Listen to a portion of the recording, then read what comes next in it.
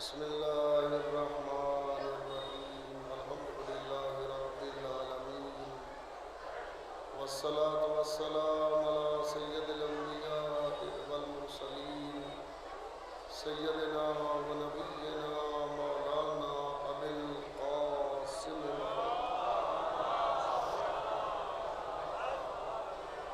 وآلہ الطیبین الطاہرین المعصومین المقبولین المنتخبین المنتجبین اما بعد فقد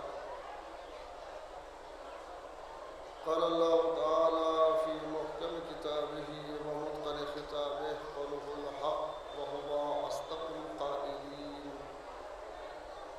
بسم اللہ الرحمن الرحیم إياك نعبد وإياك نستعين اهدنا الصراط المستقيم صراط الذين أنعمت عليهم غير المغضوب عليهم ولا الضالين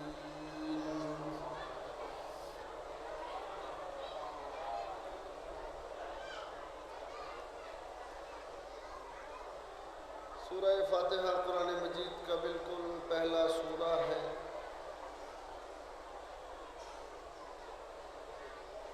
اس سورے کے مختلف نام ہیں۔ مفسرین نے اس سورے کے تعلق سے مختلف پہلوؤں سے مختلف انداز میں گفتگو کی ہے اور یہ بتایا کہ یہ سورہ کتنی اہمیت کا حامل ہے۔ اس سورے میں ہم عام طور پر اس سورے کو سورہ الحمد کہتے ہیں۔ اس کا دوسرا نام سبع مثانی ہے۔ سبع مثانی کے معنی ہے کہ وہ 7 آیتیں جو 2 مرتبہ نازل ہوئی۔ اس سورے میں 7 آیتیں ہیں اور 7 آیتیں جو 2 مرتبہ نازل ہوئی۔ اس سورے کو سورہ فاتحہ بھی کہتے ہیں اور سورہ فاتحہ کہنے کا سبب یہ ہے کہ یہ سورہ قرآن کا آغاز ہے۔ قرآن اسی سورے سے شروع ہوتا ہے۔ قرآن اسی سورے سے شروع ہوتا ہے، لہذا اسے فاتحۃ الکتاب کہتے ہیں، آغاز کتاب کہتے ہیں۔ سورہ الحمد یہ سبع مثانی ہے، سورہ الحمد ہے، سورہ فاتحہ ہے، ام الکتاب بھی کہتے ہیں۔ ام الکتاب، ام الکتاب کے معنی ہے اصل کتاب۔ ام کہتے ہیں جڑ کو، ام کہتے ہیں اصل کو، یعنی پوری کتاب کی جڑ ہے یہ سورہ۔ پوری کتاب شاخیں ہیں اور اصل کتاب سورہ الحمد ہے۔ چنانچہ ایک بہت بڑے مفکر نے تفسیر قرآن کرتے ہوئے اس بات کو مینشن کیا اور انہوں نے لکھا کہ سورہ فاتحہ، اب وہ عجیب بات لکھتے ہیں کہ سورہ فاتحہ، اصل میں سورہ فاتحہ بندوں کی طرف سے اللہ کی بارگاہ میں ایک سوال ہے۔ سورہ فاتحہ بندوں کی طرف سے یا بندے کی طرف سے بارگاہ پروردگار میں ایک سوال ہے اور پورا قرآن اسی ایک سوال کا جواب ہے۔ پورا قرآن اسی ایک سوال کا جواب ہے۔ اور اب میں یہاں سے گفتگو شروع کرتا ہوں کہ اگر سلیقے سے، اگر قاعدے سے سورہ الحمد کو سمجھ لیا ہے تو عقیدے سے پھر بحث کرنے کی ضرورت نہیں ہے۔ سورہ الحمد میں پورا عقیدہ سمو دیا گیا ہے۔ پورا عقیدہ پھیلتا ہے تو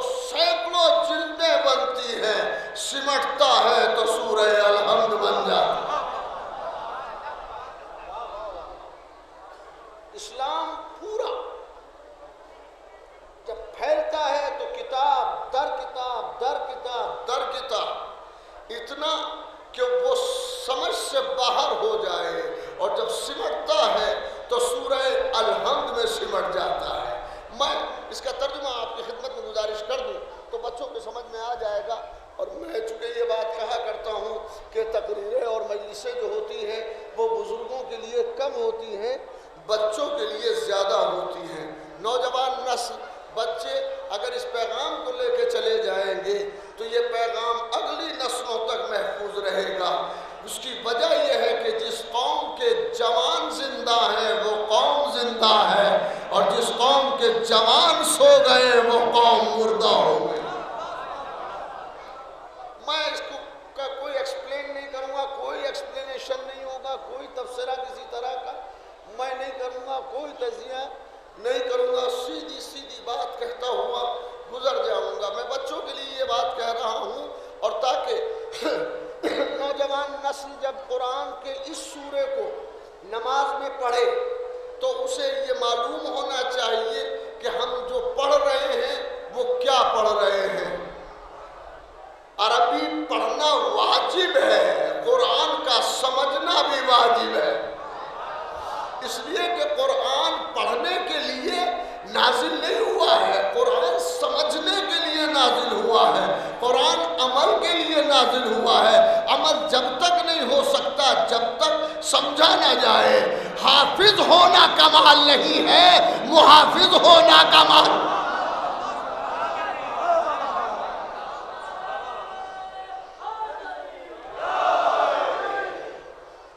انسان حفظ کرتا جا رہا ہے، میں یہ نہیں کہہ رہا ہوں کہ حفظ نہیں کرنا چاہیے، حفظ کرنا چاہیے۔ جن لوگوں کے سینوں میں قرآن ہے وہ لائق عظمت ہے، وہ قابل قدر ہیں، جن کے سینوں میں قرآن ہے۔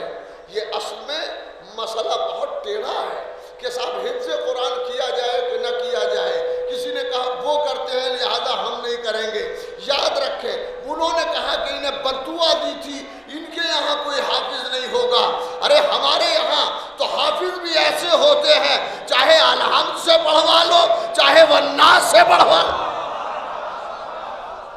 صلوات پڑھیں محمد و آل محمد۔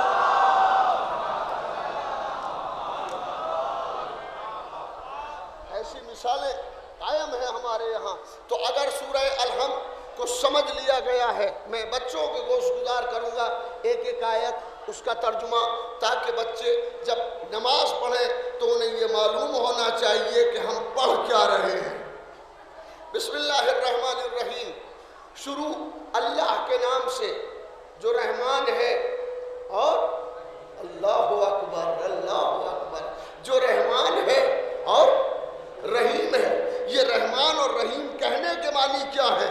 اللہ یا تو رحمان کہے یا رحیم کہے، توجہ ہے نا، مگر دو لفظ استعمال کیے اس لیے کہ زندگی بھی دو طرح کی ہے، ایک دنیا کی زندگی ہے، ایک آخرت کی زندگی ہے۔ اسی لیے اللہ نے دو لفظوں کو استعمال کیا، اللہ رحمان ہے دنیا میں، رحیم ہے آخرت۔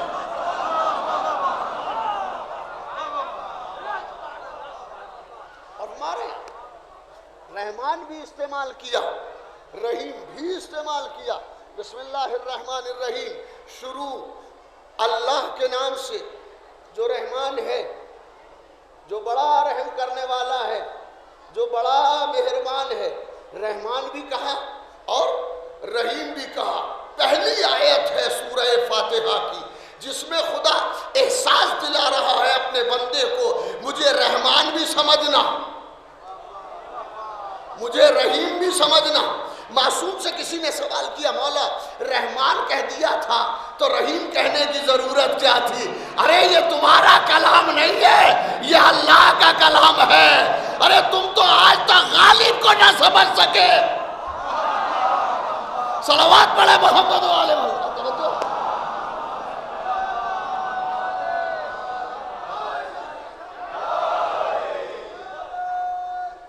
جزاک اللہ سے۔ غالب کے کلام کی مختلف شرحیں ہو رہی ہیں، آج 17-18 شرحیں غالب کے کلام کی ہو چکی، مگر آج تک کسی شرح کو نقطہ آخر نہیں کہہ سکتے۔ غالب کون ہے؟ ایک بندہ ہے۔ غالب کون ہے؟ ایک بندہ ہے۔ بندے کا کلام ابھی تک پورا سمجھ میں نہیں آیا تو خالق کے لیے یہ کیسے کہہ دو گے کہ اس کا کلام ہم سمجھ لیں گے؟ اسی لیے اللہ نے جب خاموش قرآن کو زمین پہ اتارا تو بولتے قرآن کو کعبے میں اتارا. کیا کہا خاموش.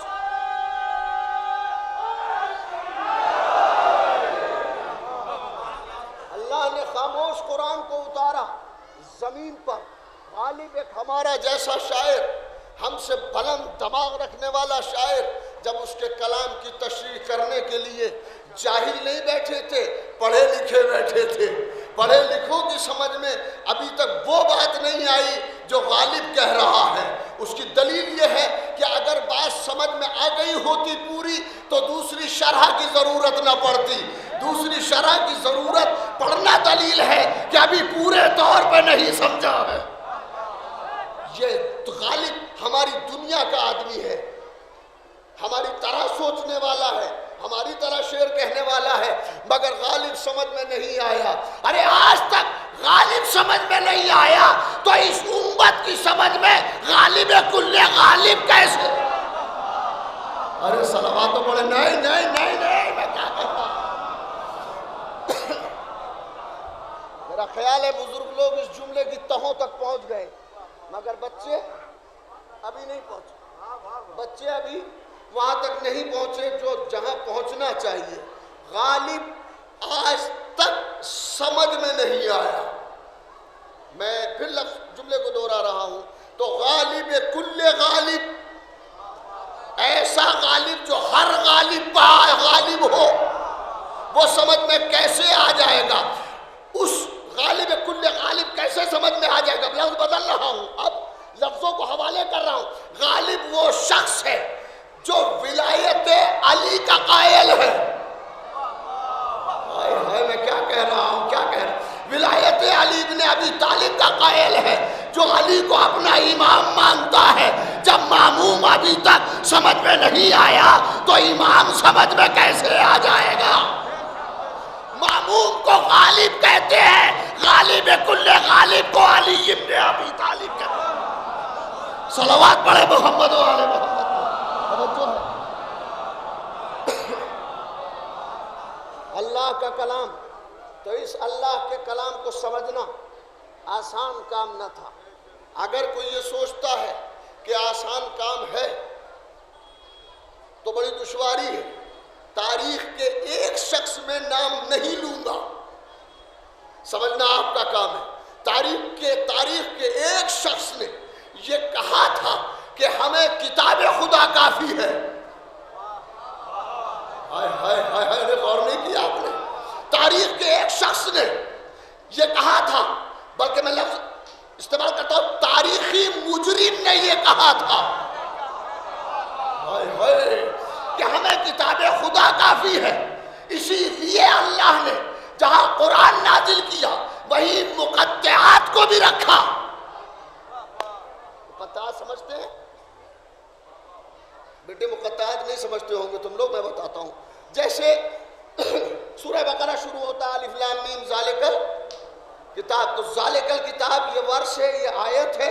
الف لام میم حروف مقطعات، الف لام میم، ہاں میم عین سین قاف،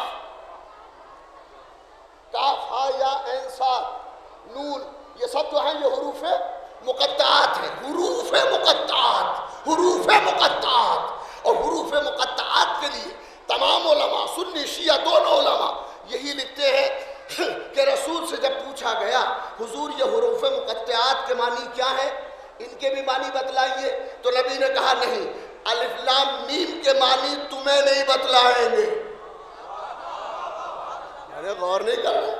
الف لام میم کے معنی تمہارا ان سے کوئی کنسرن ہی نہیں ہے، ان لفظوں سے تمہارا کوئی تعلق نہیں ہے. یہ ہم جانتے ہیں یا خدا جانتا ہے. کاف یا عین سین، کاف یا عین صاد، ہاں میم عین سین قاف.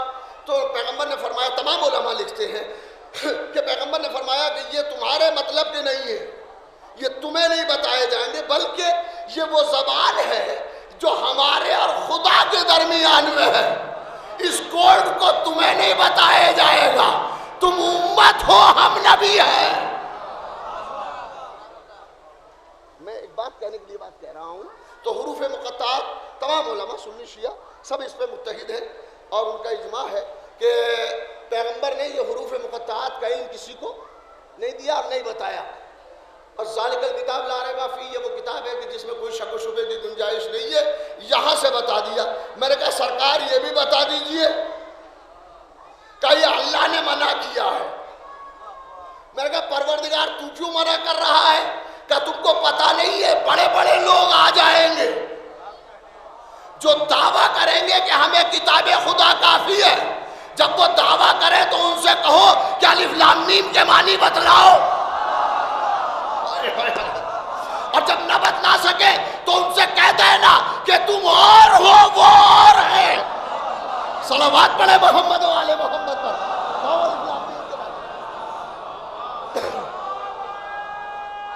جزاک اللہ جزاک اللہ. الف لام میم کے معنی بتلاؤ. کسب الف لام میم کے معنی تو معلوم نہیں ہے. اللہ نے اسی لیے قرآن کا کچھ امت سے چھپا لیا تاکہ یہ نہ کہہ دے ہم محمد جیسے ہیں.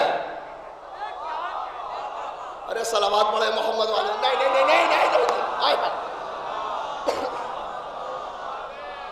ہم محمد جیسے ہیں. زندہ باد زندہ باد زندہ باد. بات کہنے کی بات نہیں ہے مگر کہی جاتی ہے کہ یہ اتنا سا بچہ اگر نعرہ حیدری لگا رہا ہے تو اس کے دل میں کچھ تو ہے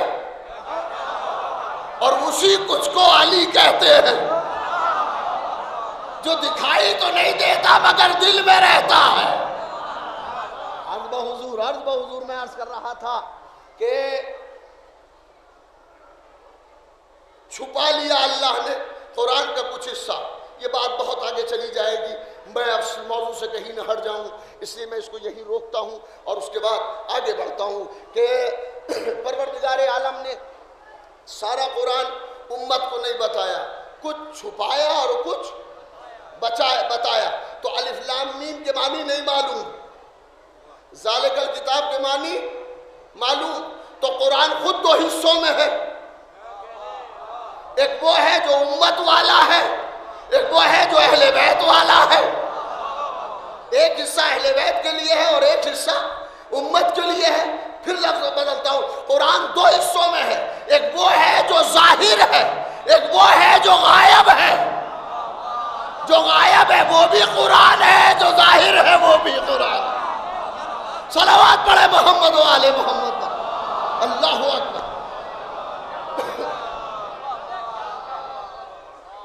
بسم اللہ الرحمن الرحیم. شروع اللہ کے نام سے جو رحمان ہے اور رحیم ہے. تو رحمان کہہ دیا. رحمان کہنے کے بعد رحمان مبالغہ ہے. بہت رحم کرنے والا بہت مہربان. اور رحیم وہ بھی بہت رحم کرنے والا. تو بہت مہربان بھی ہے اور بہت رحیم بھی ہے. تو جب اللہ بہت رحیم ہے اور بہت مہربان ہے تو ایک ہی لفظ استعمال ہوتا. دوسرے لفظ کے استعمال کی ضرورت کیا ہے؟ جب ایک مفکر اور ایک مفسر سے پوچھا گیا کہ یہ رحمان کے معنی, انہوں نے لکھا ہے اپنی تفسیر میں. منبر سے جب میں نیچے آ جاؤں مجلس روک کر کے ختم نہیں کر پاؤں گا تو مجھ سے پوچھ لیجئے گا. اس لیے کہ ذکر اہل بیت ختم نہیں ہوتا. ہمارے جیسے آتے رہتے ہیں جاتے رہتے ہیں ذکر جاری رہتا ہے. ورنہ اتنے 4 دن سے آپ کیا محسوس کر رہے ہیں؟ کیا ذکر ختم ہو گیا؟ اگر ختم ہو گیا ہوتا تو دوسرے ذاکر کی ضرورت نہ ہوتی. دوسرے ذاکر کا آنا دلیل ہے کہ ذکر جاری ہے. ذاکر بدلتے ہیں ذکر تمام نہیں ہوتا. تو میں عرض کر رہا تھا کہ رحمان اور رحیم. معصوم سے کسی نے سوال کیا, معصوم سے کسی نے پوچھا, معصوم کے پاس آ کے کہتا ہے کہ رحمان اور رحیم دو معنی نہیں. ابھی میں مفکر کی بات کر رہا تھا, ایک فلسفی کی, ایک مفسر کی. اس مفسر نے لکھا ہے کہ رحمان کے معنی جیسے رحمان کے بعد رحیم کا مطلب یہ ہوتا ہے جیسے کسی بہت لمبے کو دیکھ کے کہیں لمبا تڑنگا. کیا ہے؟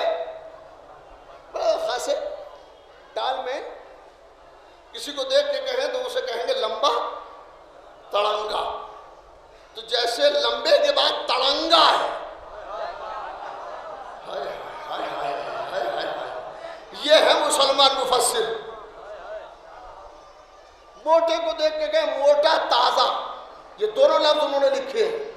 تو یہ موٹا تازہ جو ہے، موٹے کے بعد تازہ، اور لمبے کے بعد تڑنگا، تو یہ تڑنگا جو ہے یہ رحیم کا ترجمہ ہوگا، اور تازہ رحیم کا ترجمہ ہوگا. نہیں، یہ انہوں نے لکھا. میاں بات یہ ہے کہ تم تفسیر کر ہی کیوں رہے ہو؟ ہائے ہائے ہائے ہائے، تمہیں حق کس نے دیا ہے تفسیر کا؟ اس لیے کہ جس خدا نے قرآن کو نازل کیا تھا اس نے مفسر بھی بھیجا ہوگا. تو اگر وہ نہ بھیجتا تو تم تفسیر کرتے. جب اس نے بھیجا ہے تو جو اس کے بھیجے کہے وہ مانو، جو تمہارا بھیجا کہے. صلوات پڑھے محمد و آل محمد. دھیرے دھیرے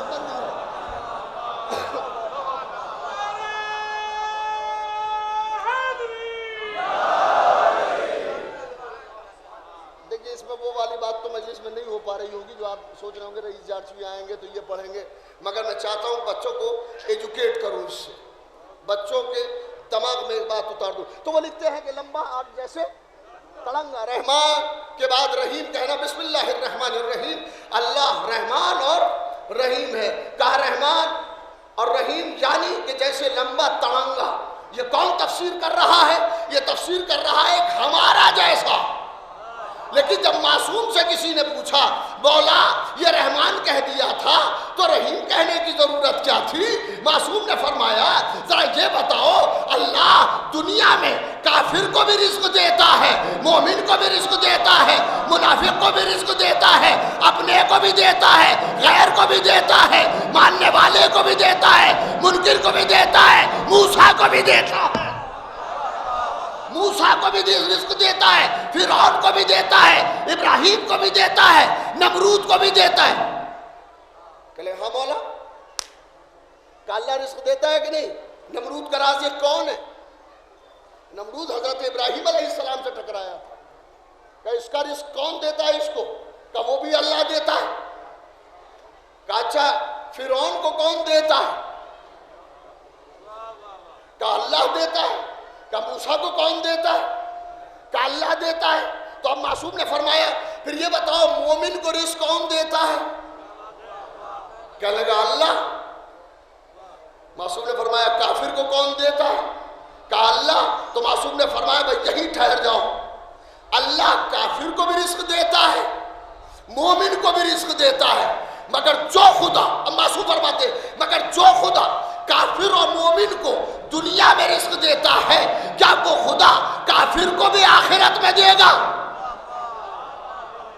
کافر کو بھی دے گا آخرت میں؟ کیا نہیں بولا آخرت تو مومنوں کے لیے ہے، کافروں کے لیے نہیں ہے. معصوم نے فرمایا یہی معنی ہے رحمان و رحیم کے. اللہ رحمان ہے سب کے لیے، رحیم ہے اپنوں کے لیے. یا علی یا علی یا علی، اللہ اکبر اللہ اکبر.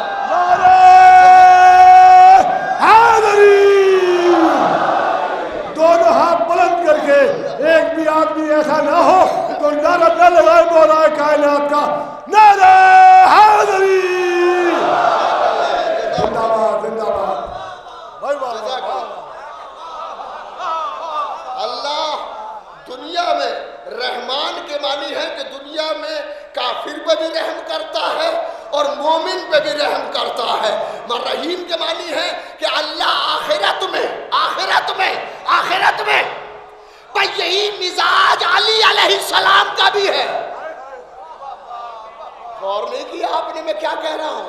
حضرت علی علیہ السلام کا بھی یہی مزاج ہے، الہی مزاج ہے علی. ارے میں غور ہی نہیں کیا میں کیا کہہ رہا ہوں؟ میں نے لفظ استعمال کیا علی الہی مزاج ہے، اور اب جوش کی زبان میں لفظ استعمال کر رہا ہوں کہ علی زمین پر بندے یزدہ مزاج ہے. نظر بندہ آتا ہے، مزاج خدا کا رکھتا. صلوات پڑھے محمد و آل محمد.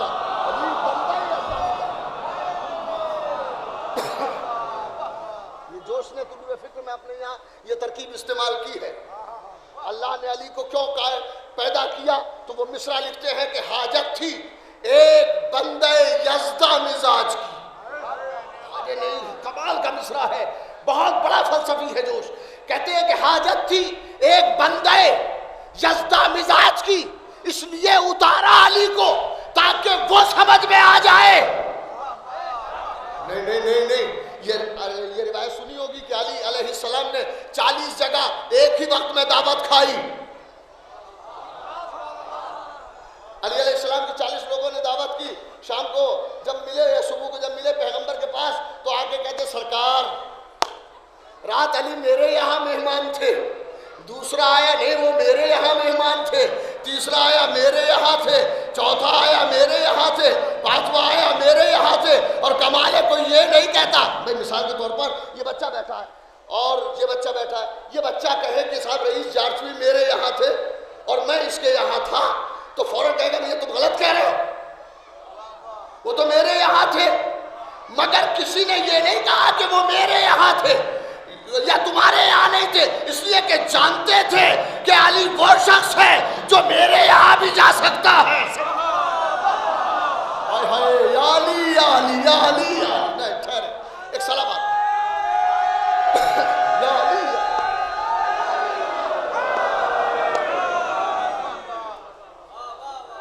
حاجت تھی ایک بندے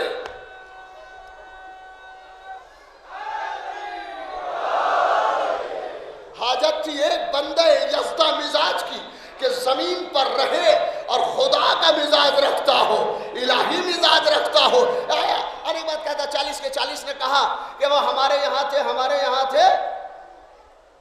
علی ہمارے یہاں تھے.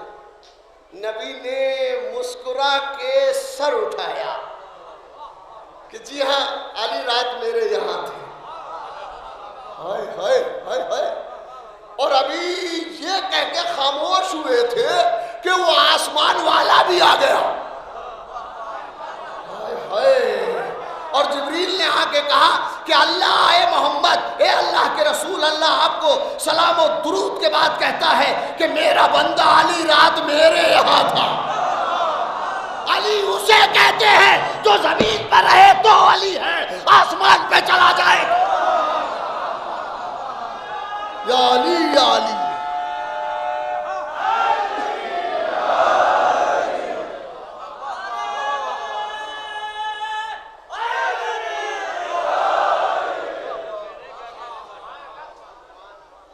حاجت تھی ایک بندہ یزدہ مزاج کی تو یہ کہہ رہے ہیں میرے یہاں تھے. پیغمبر فرما رہے میرے یہاں تھے. اس نے کہلایا کہ وہ تو اچھا کوئی یقین نہ کرتا کہ یہ آسمان پہ کیسے چلے جاتے. مگر معراج جب ہوئی تو معراج کا قصہ رسول نے نہیں سنایا. غور نہیں کر رہے ہیں. جب معراج میں صبح معراج کی صبح نمودار ہوئی تو نبی اصحاب کے ساتھ بیٹھے تھے اور نبی نے کہا کہ رات تو مجھے اللہ نے معراج عطا کی, عرش پہ بلایا. صحابہ نے کہا سرکار کیسے بلایا, کہاں بلایا, کوثر بلایا. اور ابھی رسول کچھ بتانا چاہتے تھے کہ علی نے پلٹ کے کہا آپ بتائیں گے یا میں, آپ بتائیں گے یا میں بتا دوں. نبی نے کہا علی تم بتاؤ, علی تم بتاؤ. علی نے بتانا شروع کیا. اب سوال ہے میرا, اللہ جب محمد کو بلایا تھا تو علی کو کیوں بلایا؟ مصطفیٰ کو بلایا تھا معراج, مصطفیٰ کو معراج پر بلایا تھا. پردے کے پیچھے درون پردہ, بیرون پردہ یہ ہے, درون پردہ وہ ہے. بلایا تھا تو سوال ہے جب رسول کو بلایا تھا تو رسول ہی جاتے؟ نہیں, اللہ جانتا تھا کہ یہ صحابیت ابھی پکی نہیں ہے. ہو سکتا ہے معراج کا انکار کر دے, لہذا گواہ کو ساتھ ساتھ بلاؤ. یاد رہے جو محمد کی رسالت کا گواہ ہے وہی معراج کا گواہ ہے. صلوات پڑھے محمد و آل محمد پر. توجہ بندہ نواز. علی میرے یہاں تھے, علی میرے یہاں تھے. علی ہر ایک کا دعویٰ یہ ہے اور کوئی کسی کو جھٹلا نہیں رہا. یہ معیار ہے کہ کوئی کسی کی تنقیص و تردید نہیں کر رہا. کہہ رہے سب علی میرے یہاں تھے, علی میرے یہاں تھے. نہیں, اللہ کی صفت سب سے بڑی یہ ہے کہ وہ ہر جگہ نظر آتا ہے. بھی اللہ ہے، ٹینٹ میں بھی اللہ ہے، گلی میں بھی اللہ ہے، ہر جگہ اللہ ہے، کوئی جگہ اللہ سے خالی نہیں ہے۔ صفت پروردگار یہ ہے کہ جو ہر جگہ ہو وہ اللہ ہے۔ ہم نے غور نہیں کیا، جو ہر جگہ ہو وہ اللہ ہے۔ اب علی بندہ یزدہ مزاج ہے، ہر جگہ نظر آئیں گے، اور اس کی دلیل یہ ہے کہ مکے میں کوئی یا علی کہتا ہے تب بھی مدد کرتے ہیں، ہندوستان میں یا علی کہتا ہے تب بھی مدد کرتے ہیں۔ صلوات پڑھے محمد و آل محمد۔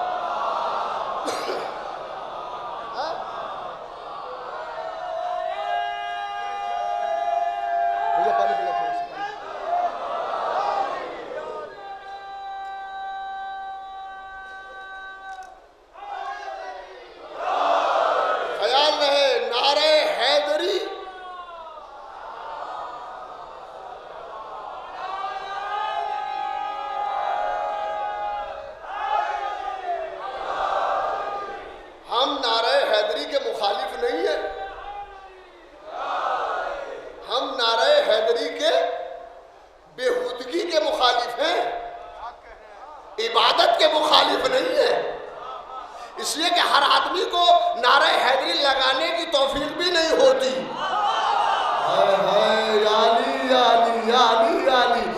جب علی کی محبت دل میں کروٹیں لیتی ہے تو کبھی یا علی نکلتا ہے، کبھی نعرہ صلوات نکلتا ہے۔ خوش نصیب ہے وہ لوگ جو صلوات بیچتے ہوئے دن گزار دے، یا علی کہتے رہتے گزار۔ صلوات پڑھے محمد و آل محمد۔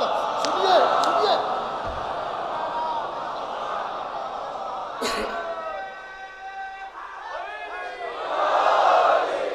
ہم مخالف ہیں کس چیز کے، وہ آپ کو بتا دیں۔ جبریل کا ٹیچر، کتنا خوبصورت نعرہ ہے، اور جب کوئی پڑھا لکھا لگائے تو جی چاہتا ہے منہ نوچ لو۔ جبریل کا ٹیچر علی فلاں کا دیور، ارے غور نہیں کیا آپ نے؟ ارے دیور ہونے سے ان کا شرف، علی کا شرف نہیں بڑھا ہے، ان کا شرف بڑھا ہے کہ علی جیسا مل گیا۔ ہم اس کے مخالف ہیں کہ اس طرح کے نعرے نہ لگائے جائیں، مگر جو نعرے لگتے ہیں مثلا کیا ہے، کوثر پہ کیا بھائی وہ نعرے ہیں اچھے اچھے خوبصورت، ہاں صلوات پڑھے محمد و آل محمد پر۔ ابھی میں 4 مصرے پڑھوں گا، نعرے یہ بتائیں گے، وہ ضرور لگانا کہ ہم روزے پہ بلا لے علی۔ ہم ابھی آئے ہیں پرسوں کربلا معلیٰ سے آئے ہیں واپس، اور یہ بھی آئے ہیں، یہ تو قافلہ لے کے گئے تھے، ہم تو اکیلے ہیں۔ صلوات پڑھے محمد و آل محمد پر۔ ہم جب چلتے ہیں تو قافلے بن جاتے ہیں، یہ کرم ہے مولا کا کہ میں اکیلا ہی چلا تھا جانب منزل، مگر لوگ ساتھ آتے گئے اور کارواں بنتا گیا، کارواں بن جاتا ہے۔ علی والوں کا قبیلہ نہیں ہوتا، ایک ہی قبیلہ ہے جسے محبت اہل بیت کہتے ہیں۔ جہاں جہاں جو مل جائے گا وہ اپنا ہے، جہاں جہاں جو مل جائے گا وہ اپنا ہے، ورنہ لوگ مکے جانے کے بعد بھی مسلمان نہیں ہو پاتے، طواف کرنے کے بعد بھی حاجی نہیں ہو پاتے۔ میں 4 مصرے پڑھ رہا ہوں، بہت مضبوط پرانے مصرے ہیں، میرے نہیں ہیں،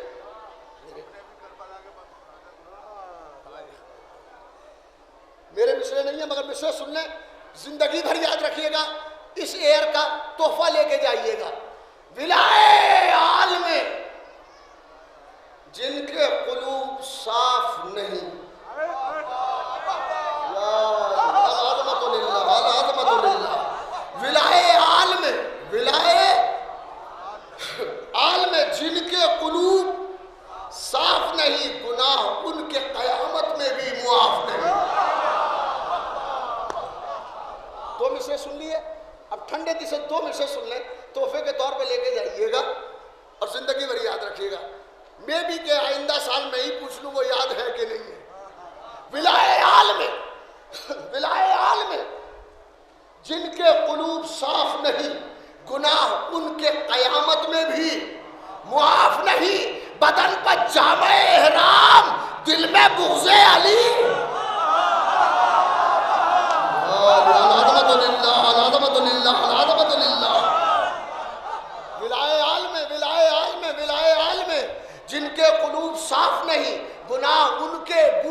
ان کے قیامت میں بھی معاف نہیں. بدن پر جامع احرام, بدن پہ جامع احرام. چوتھا مصرع بدن پہ جامع احرام, دل میں بغض علی, تیرے نصیب کا چکر ہے یہ طواف.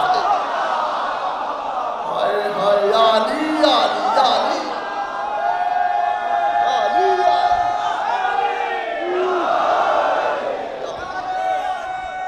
حاضری سب مل کے لگائے کیونکہ مولانا کا حکم ہے کہ نعرے لگاؤ. داماد پیمبر, داماد پیمبر, زہرا کے شوہر, زہرا کے شوہر, شافع میخر, ساقی کوثر, روزے پہ بلا لے, روزے پہ بلا لے, ہم تیرے حوالے. سورج کو نکالے معراج کی زینت, معراج کی زینت, کعبے میں ولادت, مسجد میں شہادت, نعرہ حیدری.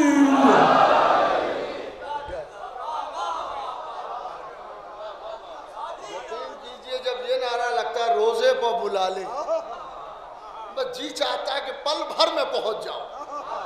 اور یقین کریں کہ جب ہم روزہ امام حسین علیہ السلام پر تھے تو بار بار یہ دعا تھی, پروردگار ہمارے ملک کے ایک علی والے کو زیارت کے بغیر موت نہ دینا. وہ آئیں اور سب یہاں پلٹ پلٹ کے آئیں اور بار بار آئیں. یقین کریں جب نجف پہنچتے ہیں تو ایسا لگتا ہے اجنبی جگہ نہیں آ گئے, اپنے دادا کے گھر آ گئے ہیں. صلوات پڑھے محمد والے.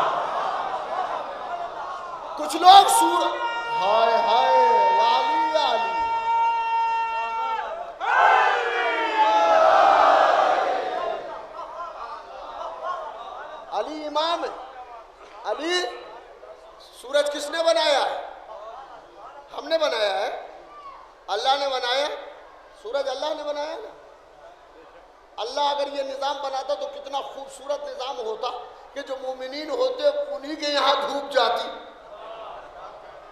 اور جو کافر اور مشرک اور منافق ہوتے ان کے یہاں سے دھوپ کو روک لیتا کہ سورج ہمارا ہے، ہم تمہیں دھوپ نہیں لینے دیں گے۔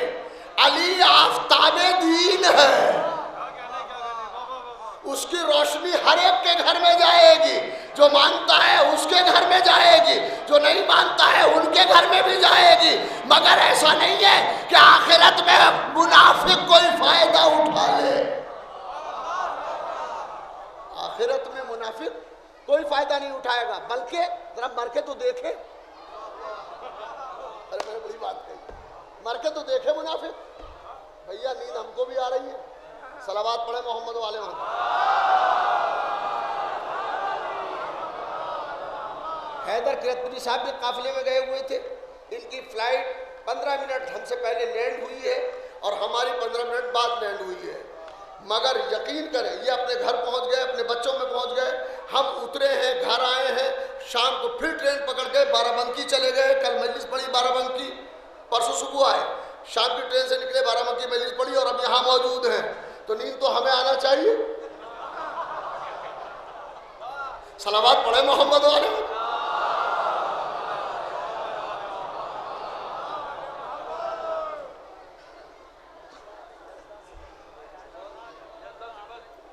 علی یزدہ صفات ہے، علی میں اللہ کے صفات پائے جاتے ہیں۔ میں وہیں سے آگے بڑھ رہا ہوں دھیرے دھیرے کمیونیکیٹ کرتے ہوئے، تاکہ بچوں کو کمیونیکیشن میں کوئی گیپ نہ ہو جائے، اس لیے میں یہ بات کہتا ہوا چل رہا ہوں کہ اللہ رحمان ہے اور رحیم ہے۔ رحمان ہے دنیا میں سب کے لیے، رحیم ہے آخرت میں اپنوں کے لیے۔ علی مددگار ہے دنیا میں سب کا، امام ہونے کی حیثیت سے، مگر آخرت میں مددگار ہے اپنوں کا، امیر ہونے کی حیثیت سے۔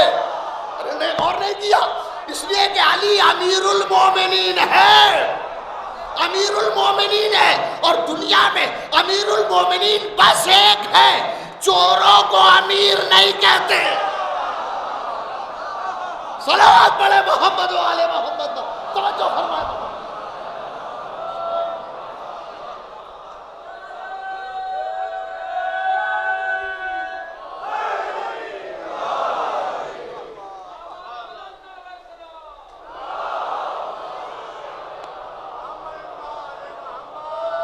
علی امام ہے دنیا میں سب کا، امیر ہے آخرت میں مومنوں کا، لہذا امیر ہونے کی حیثیت سے علی محشر میں ہے، دنیا میں امام ہے تو سب کے کام آتے ہیں، مگر جہالت، دیکھیں جہالت بری چیز نہیں۔ ایک صلوات پڑھے محمد والے محمد۔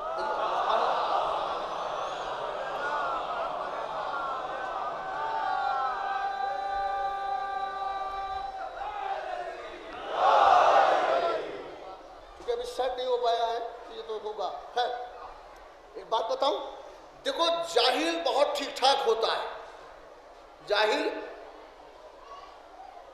برا نہیں ہوتا، اس کی ایک خصوصیت ہے کہ اگر اس کے سامنے کوئی ڈھنگ کی بات کہی جائے تو وہ مان لیتا ہے۔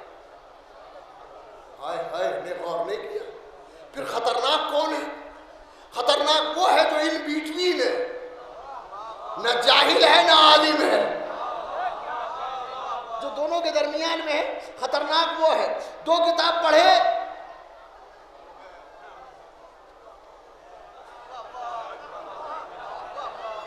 پڑھے لکھے آدمی ہیں، اچھا جب پڑھے لکھے بیٹھیں گے تو بولے گا نہیں، جب مجمع ہوگا تو بولے گا، اور جب بولے گا پڑھے لکھے کے خلاف بولے گا۔ ایسے لوگ جیل مرکب کا شکار ہوتے ہیں، ان سے بچیے گا، یہ بولتے ہی علم کے خلاف ہیں۔ جب بولیں گے عالم کے خلاف بولیں گے، جب بولیں گے علم کے خلاف بولیں گے، جب بولیں گے اپنوں کے خلاف بولیں گے، یہ جہل مرکب کا شکار ہے۔ اور جب کبھی پھنستے ہیں تو عالم کی طرف رجوع کرتے ہیں، حضور بچا لیں، بہت دور لے جا رہا ہوں، بہت دور لے جا رہا ہوں۔ علی احمد صاحب آپ کی نظر کر رہا ہوں جملہ بہت، چونکہ آپ تاریخ پڑھتے رہتے ہیں اس لیے حوالے کر رہا ہوں میں، اس کے معنی یہ نہیں ہے کہ آپ تاریخ نہیں پڑھتے ہیں. صلوات پڑھے محمد والے.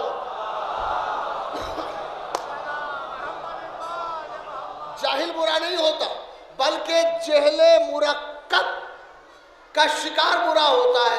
جہل مرکب کیا ہے؟ جو نہ جاہل رہا، ہر مدرسے کو فیل کر کے آیا، نہ جاہل نہ عالم. وہ جب بولتا ہے حق کے خلاف بولتا ہے، عالم کے خلاف بولتا ہے، پڑھے لکھے کے خلاف بولتا ہے، مگر جب کسی مسئلے میں پھنستا ہے تو اسی عالم سے رجوع کرتا ہے، حضور آپ میری مدد کریں، حضور آپ میری مدد کریں. اور جب وہ عالم مدد کر دیتا ہے تو سر جھکا کے بطور شکریہ کہتا ہے اگر آپ نہ ہوتے تو میں ہلاک ہو جاتا. ہائے ہائے ہائے یا علی یا علی یا علی یا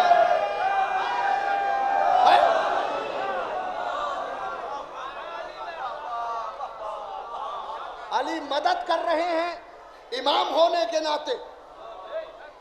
قیامت میں مدد نہیں کریں گے امیر ہونے کی وجہ سے. اور امیر المومنین دنیا میں ایک ہی ہے. ہائے ہائے ایک ہی ہے کہ نہیں؟ ہم نے تو ملا عمر کو بھی دیکھا تھا،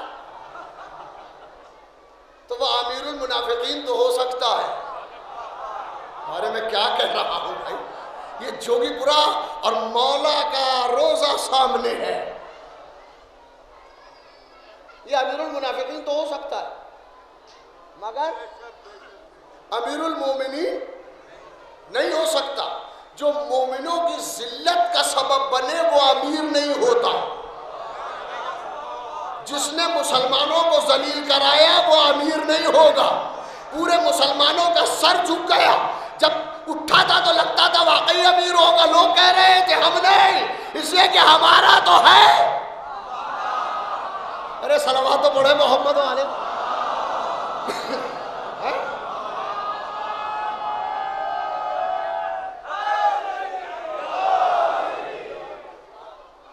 ہمارا امیر تو ہے، ہمارے کو امیر مانتے ہی نہیں ہے.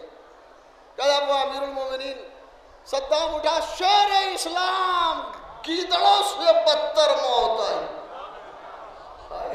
نتیجہ ظلم دیکھا. بہت سے امیر المومنین بنے، بہت سے امیر المومنین بنے. ہم بنا کریں ایسے امیر المومنین نہیں ہوتے.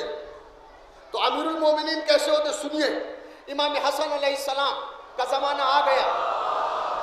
بلند آواز سے صلوات پڑھا. امیر المومنین علی بن ابی طالب علیہ السلام کی شہادت واقع ہو گئی. زمانہ آ گیا حضرت امام حسن علیہ السلام کا. کسی نے خطاب کیا السلام علیکہ یا امیر المومنین. امام حسن سے کہتا السلام علیکہ یا امیر المومنین، اے مومنوں کے امیر آپ پر سلام. امام نے کہا خبردار، ہمیں کبھی امیر المومنین نہ کہنا. دو اماموں کا واقعہ، امام رضا علیہ السلام کو بھی کسی نے امیر کہہ کے خطاب کیا تھا، تو امام نے فرمایا خبردار ہمیں امیر المومنین نہ کہنا، یہ خطاب ہمارے جد کا مخصوص ہے. غور نہیں کیا آپ نے؟ یہ خطاب ہمارے جد کا، ہمارے جد علی کا مخصوص خطاب ہے. امیر المومنین، امیر المومنین. ہر آدمی، ارے جب حسن جیسے امیر المومنین نہیں ہے تو ایسے ویسے. ہائے ہائے یا علی یا علی یا علی یا علی.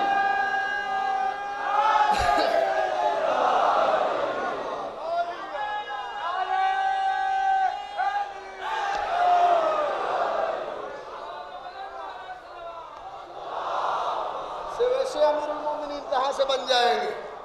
اچھا اب یہ مسئلہ یہ ہے کہ یہ امیر المومنین بنے تو کیسے؟ ایک شاعرہ گزری ہے روپ کمار، اس کا ایک بہت بڑا مرثیہ ہے 110 بند کا، اور اس کا مطلع ہے مطلع پہ قربان. خدا کی قسم کیا مطلع لکھا ہے.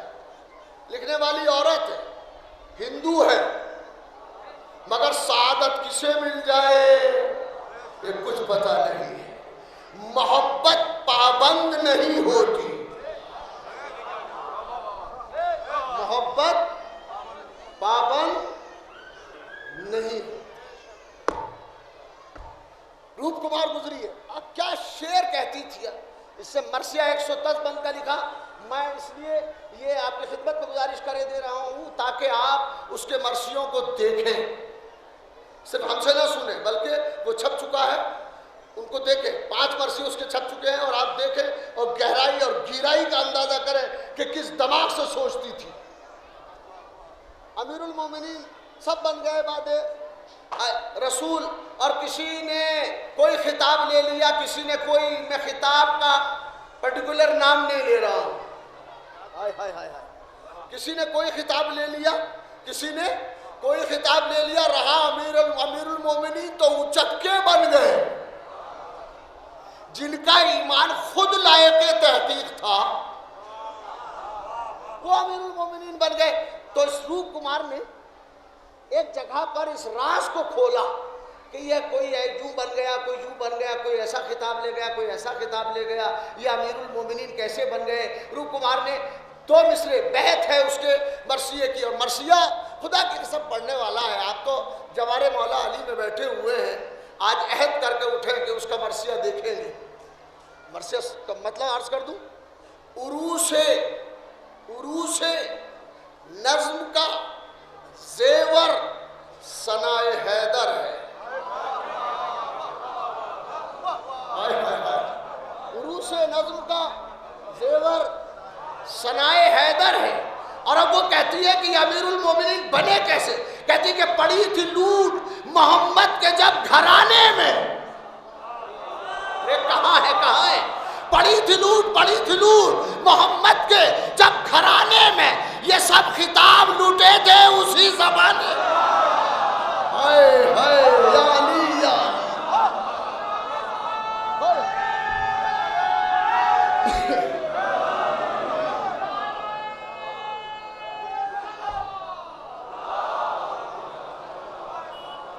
بس گزر جائے گا، میں چاہتا تھا بچوں کو کچھ چیزیں بتا دوں۔ اللہ رحمان بھی ہے اور اللہ رحیم بھی ہے۔ بسم اللہ الرحمن الرحیم کا ترجمہ میں نے آپ کے حوالے کر دیا۔ الحمدللہ رب العالمین، لوگ ترجمہ کرتے ہیں تمام تعریفیں ہیں اس اللہ کے لیے جو عالمین کا رب ہے۔ میرا نظریہ ہے کہ جو تعریف ممکن ہو سکتی ہے وہ خدا کے لیے ہے۔ تمام میں ایک حد ہے، ٹھہراؤ ہے، تمام میں جتنی تعریفیں ہو سکتی ہیں، اور بندہ خدا کی تعریف کر بھی کیا سکتا؟ یہ بندہ ہے، یہ خاک ہے، اسے سمجھے گا تب نہ تعریف کرے گا، اسے سمجھا ہی نہیں ہے، جب سمجھا نہیں ہے تو اس کی تعریف کیا کرے گا؟ تعریف نہیں کر سکتا۔ اس لیے کہ جہاں پر بندوں کے دماغ کی انتہا ہوتی ہے وہاں سے الوہیت کی ابتدا ہوتی ہے۔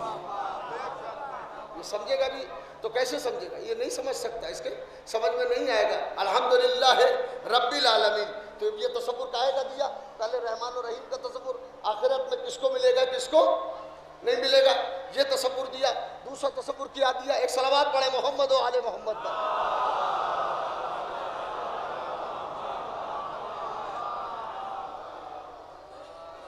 دوسرا تصور، الحمدللہ رب العالمین، تمام تعریفیں ہیں، یا جو تعریف ممکن ہو سکتی ہے وہ عالمین کے رب کے لیے ہے، یعنی تمہارا پالنہار کوئی اور نہیں ہے، تمہارا پالنے والا خدا ہے، تمہارا پالنے والا خدا ہے، تو جو پالنے والا ہے اس کی تعریف کرنا۔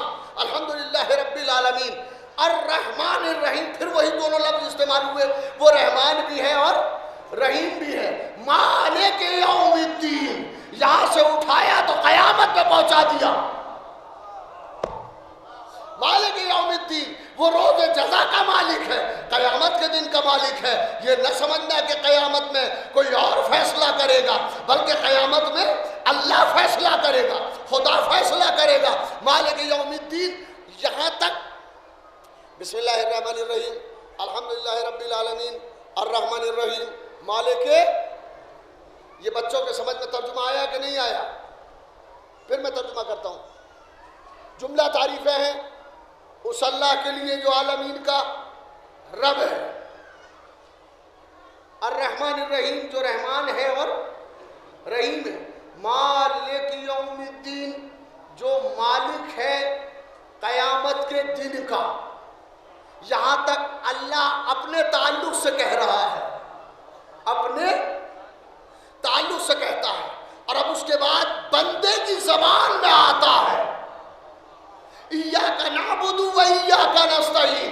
معبود ایاک نعبد، ہم تیری ہی عبادت کرتے ہیں اور تجھی سے مدد چاہتے ہیں.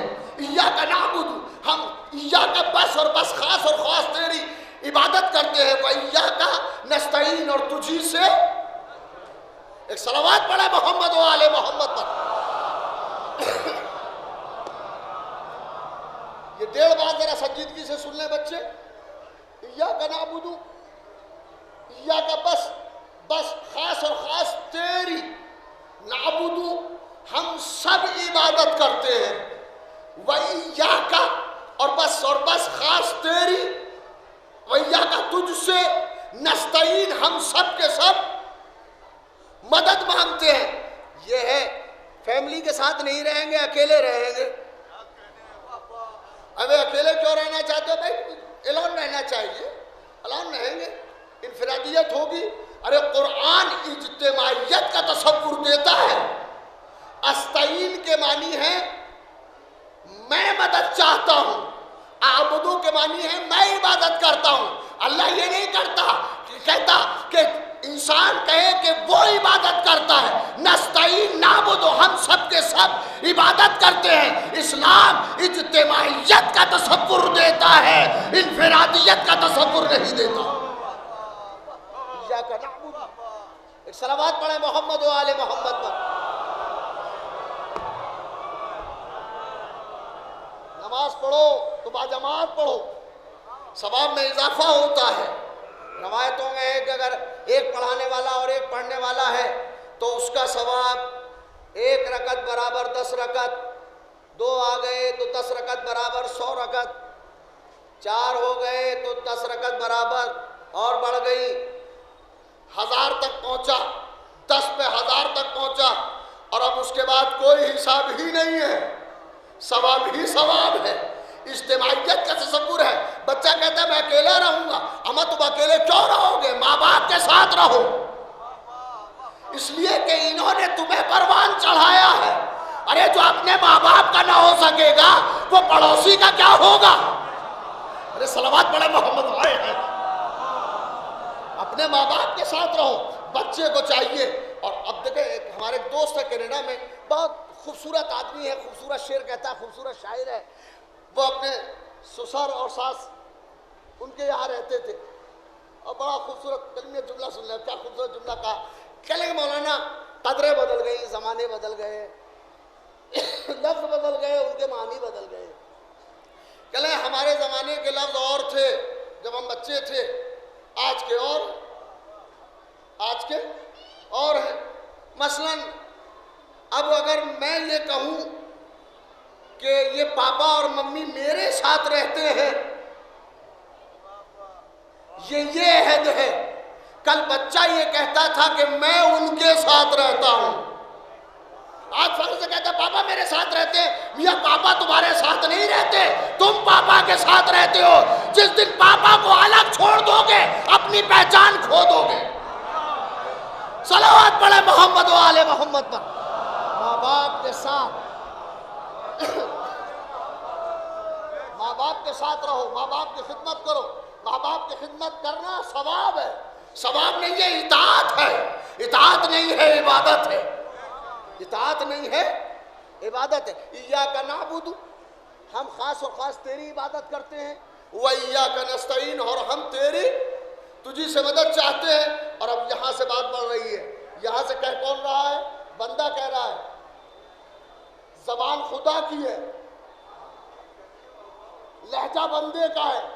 ایاک نعبد و ایاک نستعین اہدنا الصراط المستقیم، ہمیں صراط مستقیم پہ قائم رکھ. ہمیں صراط مستقیم پر یہ ہے ہم لوگوں کا ترجمہ. جو شیعہ ترجمہ کرتے ہیں کہ ہمیں صراط مستقیم پہ قائم رکھ، برادران اہل سنت ترجمہ کرتے ہیں کہ ہمیں سیدھے راستے کی ہدایت کر. میں کوئی اعتراض نہیں کروں گا اس پر، کر اور قائم رکھ، میں کوئی بات کہوں گا ہی نہیں.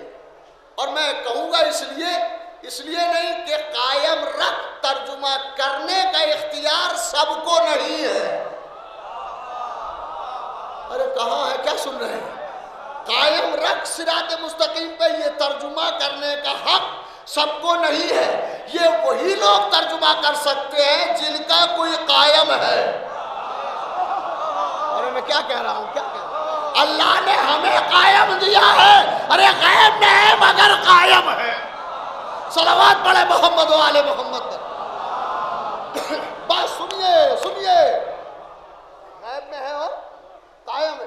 اور یہ بتا دوں، یہ تو مہینہ ان کا چل رہا ہے کہ وہ جب آئیں گے تو کعبے سے آئیں گے. کہاں سے آئیں گے؟ کعبے سے آئیں گے. اب کعبے سے کیا ضرورت ہے آنے کی؟ کہنے ضرورت ہے، ان کا پہلا آیا تھا. ارے میں کیا کہہ رہا ہوں، پہلا آیا تھا، پہلا امام آیا تھا تو کعبے سے. اصل چیز جو پلٹتی ہے اپنی اصل کی طرف پلٹتی ہے. نہیں، ہر شے کل شیء یرجع الی اصلہ، ہر شے پلٹتی ہے اپنی اپنی اصل کی طرح. بعض لوگ کہہ دیتے ہیں کہ محرم کا تبرک کھانا بدعت ہے، حرام ہے، اور دیوالی کا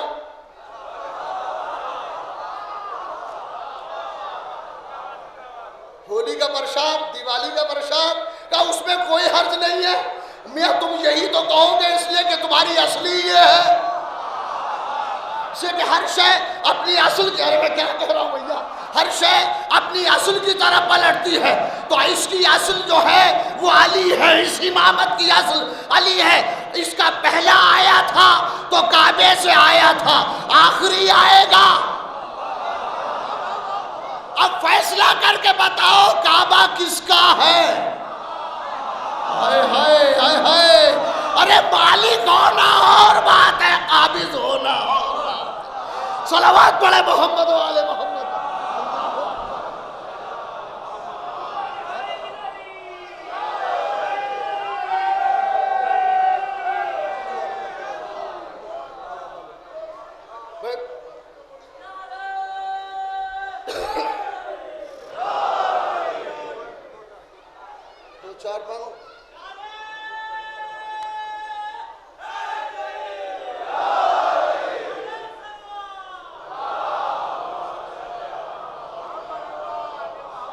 ہمارا پہلا امام آیا تھا تو کعبے سے آیا تھا، آخری آئے گا تو کعبے سے آئے گا. یعنی دنیا کی امامت گھریلو ہے. ارے غور نہیں کیا آپ نے؟ سب کے امام، جس کا امام آیا ہے وہ اپنے گھر میں پیدا ہوا. ہمارا امام جب آیا تو اللہ کے گھر میں پیدا ہوا.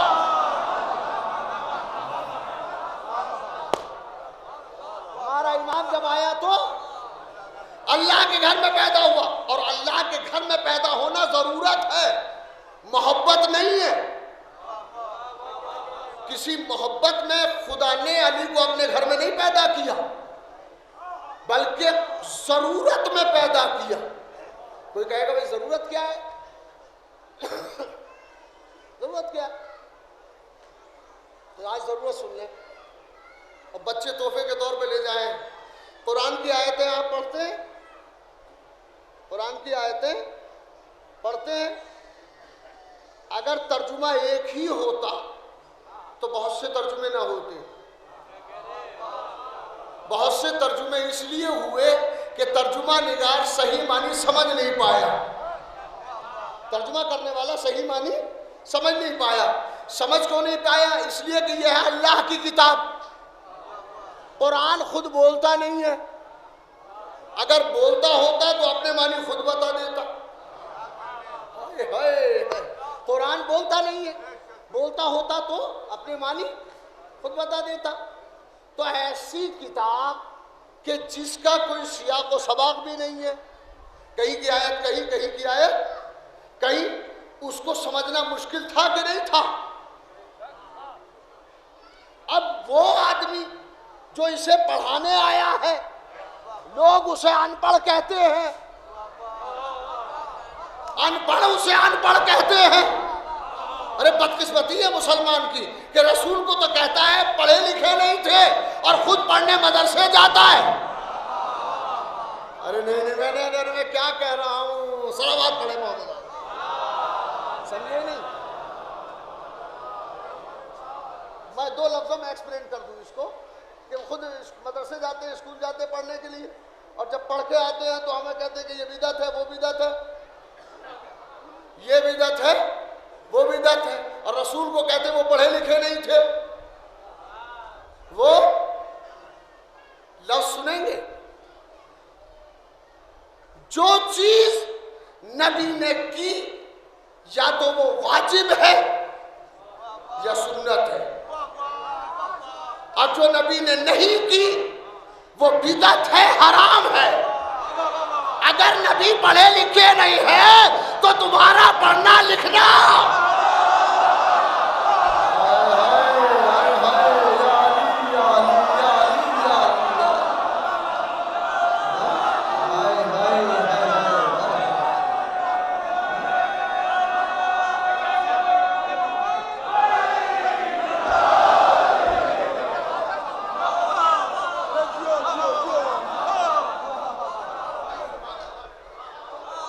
اس لیے کہ نبی پڑھے لکھے نہیں تھے، جو نبی نے نہیں کیا وہ آپ کر رہے ہیں. تو بدعت تو یہاں سے شروع ہوئی. پڑھنا لکھنا بدعت ہو جائے گا، آپ کا عالم ہونا بدعت ہو جائے گا. پہلے رسول کو مانو. اور ہم تو اتنا پڑھا لکھا مانتے ہیں کہ علی کو دروازہ مانتے ہیں، انہیں شہر مانتے ہیں. اے ہائے یا علی یا علی یا علی یا علی.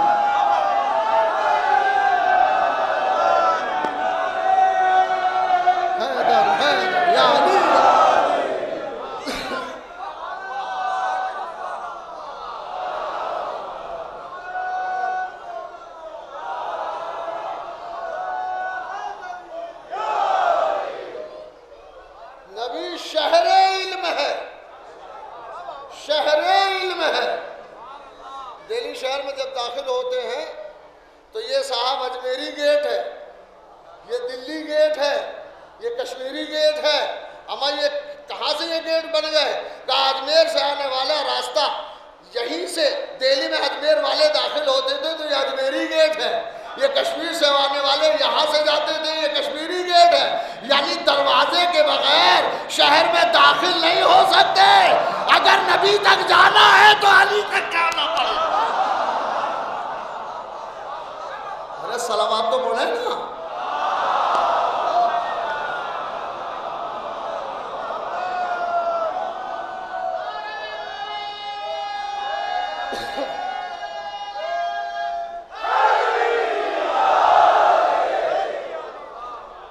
دروازے تک جانا ہے تو شہر تک جانا ہے تو دروازے سے جانا ہوگا. دیوار پھاند کے جائیے گا تو کوئی چور کہے گا، کوئی ڈاکو کہے گا، کوئی اچکا کہے گا. آؤ دروازے پہ آؤ. پیغمبر نے فرمایا، سنیے حدیث پوری کرتا ہوں، خدا کرے کہ بچوں کو پہنچ جائے. پیغمبر فرماتے ہیں انا مدینۃ العلم. ہائے ہائے قربان جائیے. انا مدینۃ وعلی بابها. وعلی اور علی اس کا دروازہ ہے. میں علم کا شہر ہوں، میں علم کا، علی اس کا. پوری حدیث پڑھ دوں آج، بچے لے کے جائیں گے، پرومس، وعدہ. لے کے جائیے گا بچوں، لے کے جانا. انا مدینۃ العلم وعلی بابها. میں شہر علم ہوں اور علی اس کا. من اراد العلم فلیات الباب. پیغمبر فرماتے ہیں جو علم چاہے اس کو چاہیے کہ دروازے پہ آئے. اور مگر علم دین علی کے دروازے پہ آئے بغیر حاصل نہیں ہوتا. جو غیروں سے ملے وہ جہالت ہے، جو علی سے ملے وہ علم ہے.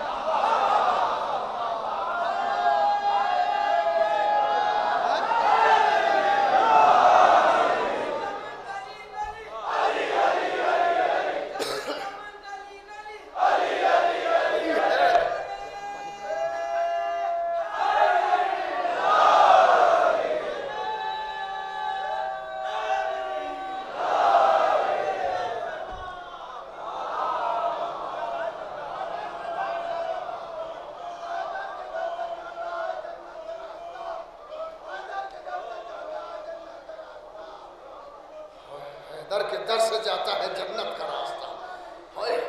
بڑی عجیب بات. چلو میں اس کو پورا کر دیتا ہوں، بسط تلاش نہ کچھ وسعت نظر سے ملا. بسط تلاش نہ کچھ وسعت نظر سے ملا، نشان منزل مقصود راہبر سے ملا. تم اسے سنیں گے زمین پہ نہیں رہیں گے. نشان منزل مقصود بسط تلاش نہ کچھ وسعت نظر سے ملا، نشان منزل مقصود راہبر سے. علی ملے تو ملے، علی ملے تو ملے. خانہ خدا سے ہمیں خدا کو ڈھونڈا تو وہ بھی علی کے گھر سے. ہائے ہائے علی علی یا علی.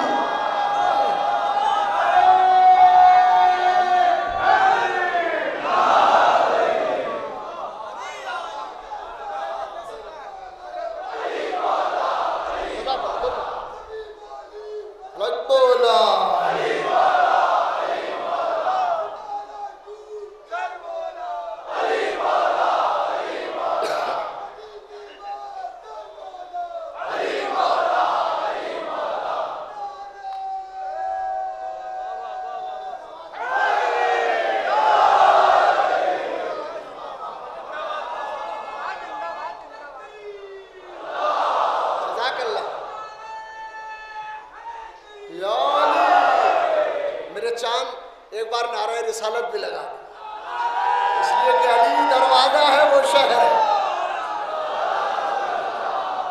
اس لیے کہ ہم اس علی کو نہیں مانتے جس کی تعریف نبی نے نہ کی ہو.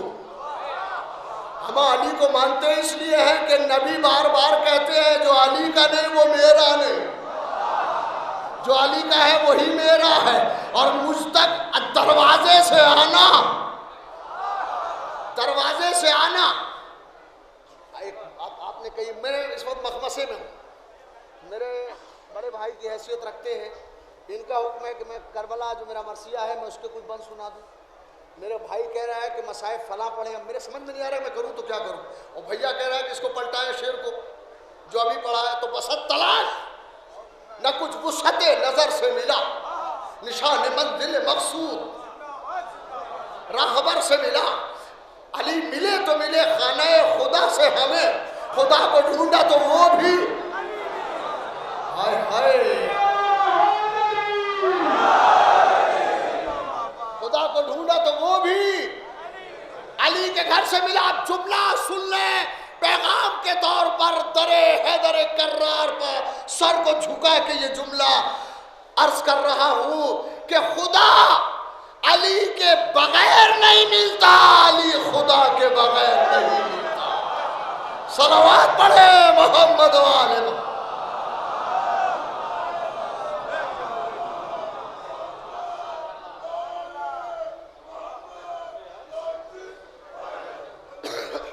یہ ولایت کا غول ہے، اس میں ہر طرح کے آتے ہیں.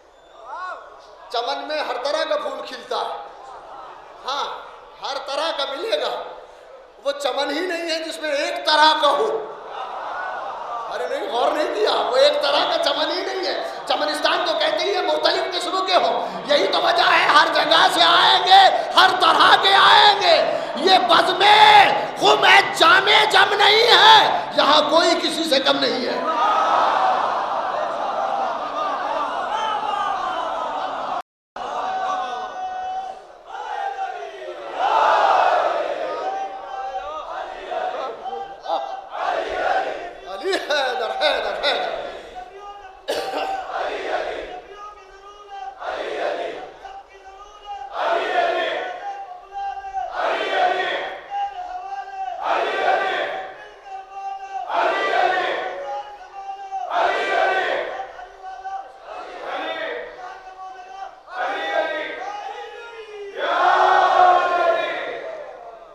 اور فرمایا آپ نے خدا ملتا ہے تو ہے در سے ملتا. ایک شخص آیا، علی اللہ کا چہرہ کیسا ہے؟ کہاں ہے؟ مولانا نے کہا ذرا آگ جلاؤ. آگ جلائی گئی. مولانا نے کہا یہ کیا ہے؟ کہنے لگا آگ. مولانا نے کہا اس کا چہرہ کہاں ہے؟ کہنے لگا یہ تو سب کا سب چہرہ ہے. کہا اللہ کا یہ کائنات چہرہ ہے. خدا کو علی سے بہتر کوئی سمجھانے والا نہیں ہو سکتا. علی علی ہے. خدا نے بھیجا ہے علی کو اس لیے تاکہ خدا سمجھ میں آ جائے. تاکہ خدا سمجھ میں آ جائے. بے زبان ہے قرآن. قرآن زبان رکھتا ہے. لفظ بولتے، ترجمہ بڑے میاں صحیح کرتے، اور یہ کر اس لیے نہیں رہے ترجمہ صحیح کہ یہ آئے ہیں اپنے گھر سے. قرآن آیا ہے اللہ گھر سے. تو میں نے کہا کہ یہ ضرورت ہے خانہ کعبہ میں علی کو اتارنا. خدا امت کو بے زبان قرآن دے رہا تھا تو لازم تھا کہ زبان قرآن اتارے. اگر وہ کسی کے گھر میں اتارتا تو زبان وہاں کی ہوتی. اسی لیے اپنے گھر میں اتارا کہ جب بولے وہ میری زبان بولے. ٹھہرے.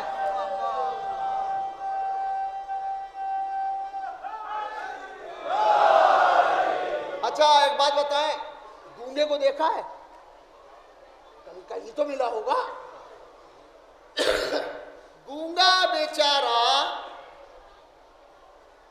جب بات کرتا ہے تو جب اس کے کلوز ہوتے ہیں بالکل بھائی بہن ماں باپ، یہ لوگ اس کی بات سمجھ پاتے ہیں.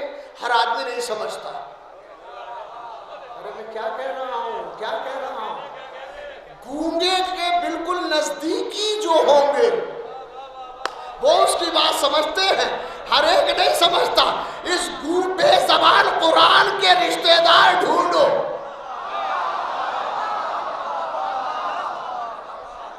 کہ اس کے رشتہ دار کون ہوں گے؟ کہ اس کے رشتہ دار تمہیں پتا نہیں ہے جو سر کٹنے کے بعد بھی قرآن پڑھے وہ اس کا رشتہ دار ہے. صلوات پڑھے محمد و آل محمد پر.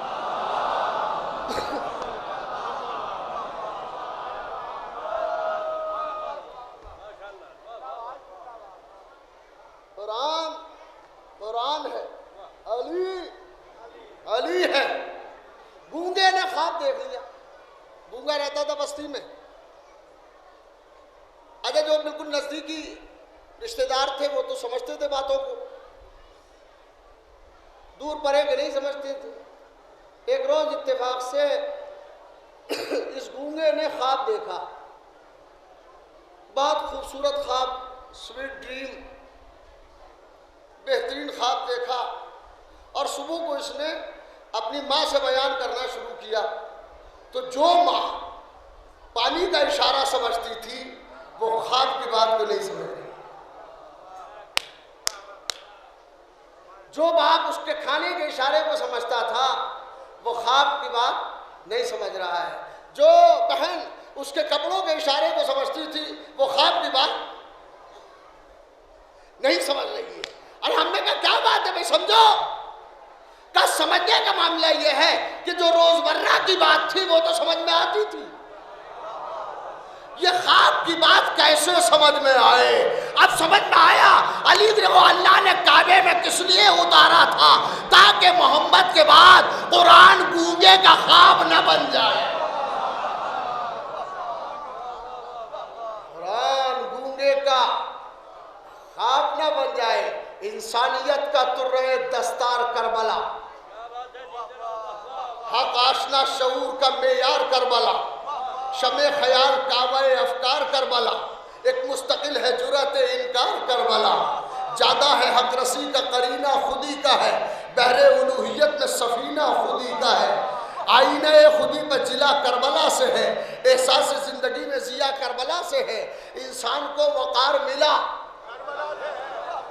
مصرے میں غور نہیں کیا نا، انسان کو وقار ملا دوسرا مصرع حوالے کروں، انسان کو وقار ملا کربلا سے ہے، جو ہے وقار دین خدا. اور اب بیت سن لیں، گھروں کو لے جائیے گا.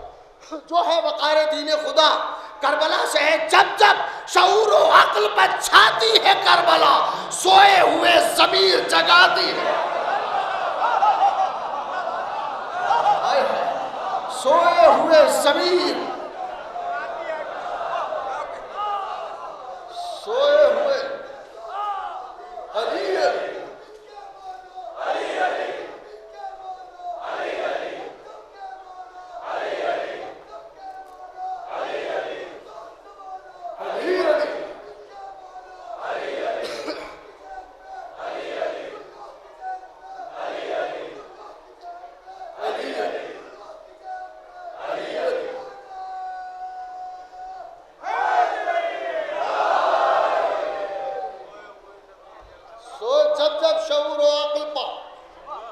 چھاتی ہے کربلا، سوئے ہوئے ضمیر.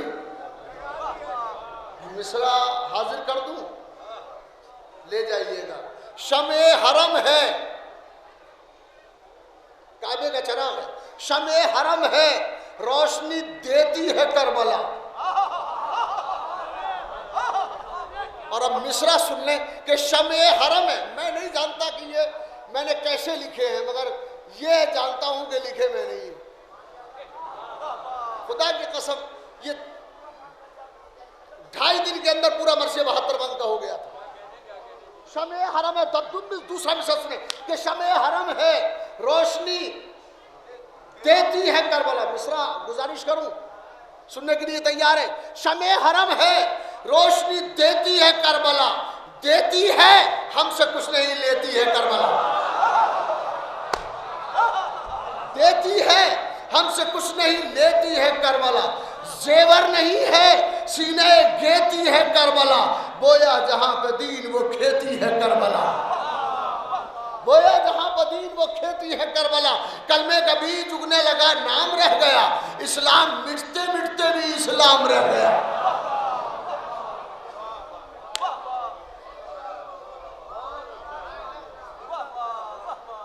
اسلام مٹتے مٹتے بھی.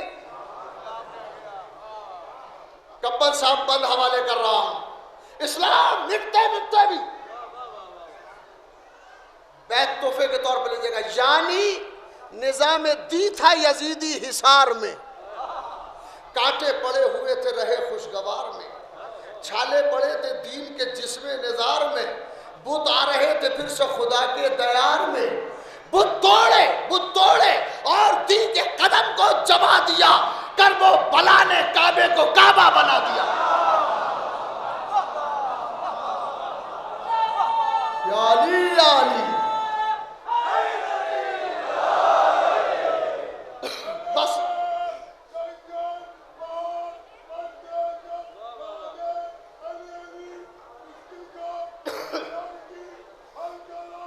مشکل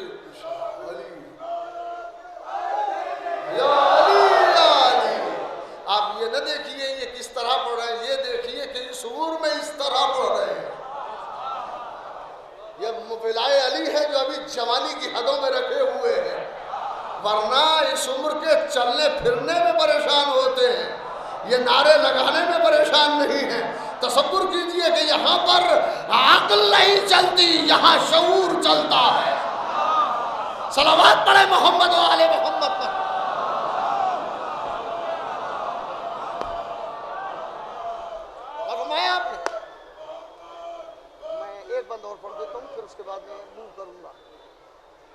اور پڑھتا ہوں پھر اس کے بعد میں گریز کروں گا. شمع حرم ہے، روشنی دیتی ہے کربلا. دیتی ہے، ہم سے کچھ نہیں. کیا مصرع ہے، کیا مصرع ہے.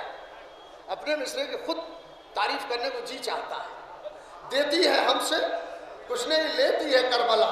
زیور نہیں ہے، سینے گیتی ہے کربلا. بویا جہاں پر دین وہ کھیتی ہے کربلا. کلمے کا بیج اگنے لگا، نام رہ گیا. اسلام مٹتے مٹتے بھی.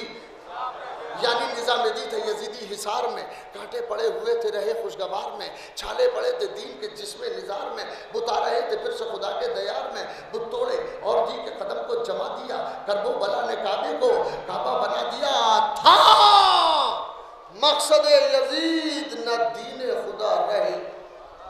میں تعمیل حکم میں یہ پڑھ رہا ہوں، حالانکہ میرے موضوع سے خارج سے فی الحال، مگر یہ چونکہ خارج نہیں ہو سکتے، بلائے آل محمد ہے.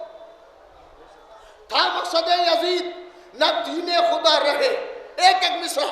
تھا مقصد یزید نہ دین خدا رہے، مٹ جائے دین، دین کا فقط آسرا رہے، اور آسرا بھی ایسا نہ جس کا سرا رہے. تب کربلا نے چاہا کہ دین خدا رہے، اور آسرا بھی ایسا نہ جس کا سرا رہے.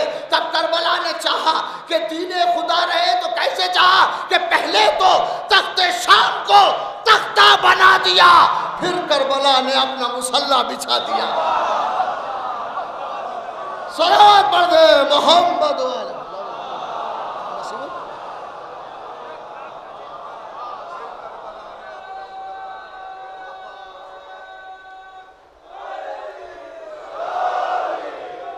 ایاک نعبد و ایاک نستعین میں پورا کر رہا ہوں، چیپٹر تمام کروں گا، اور چیپٹر تمام کرنے کے بعد میں اس کو اس جگہ پہ روکوں گا.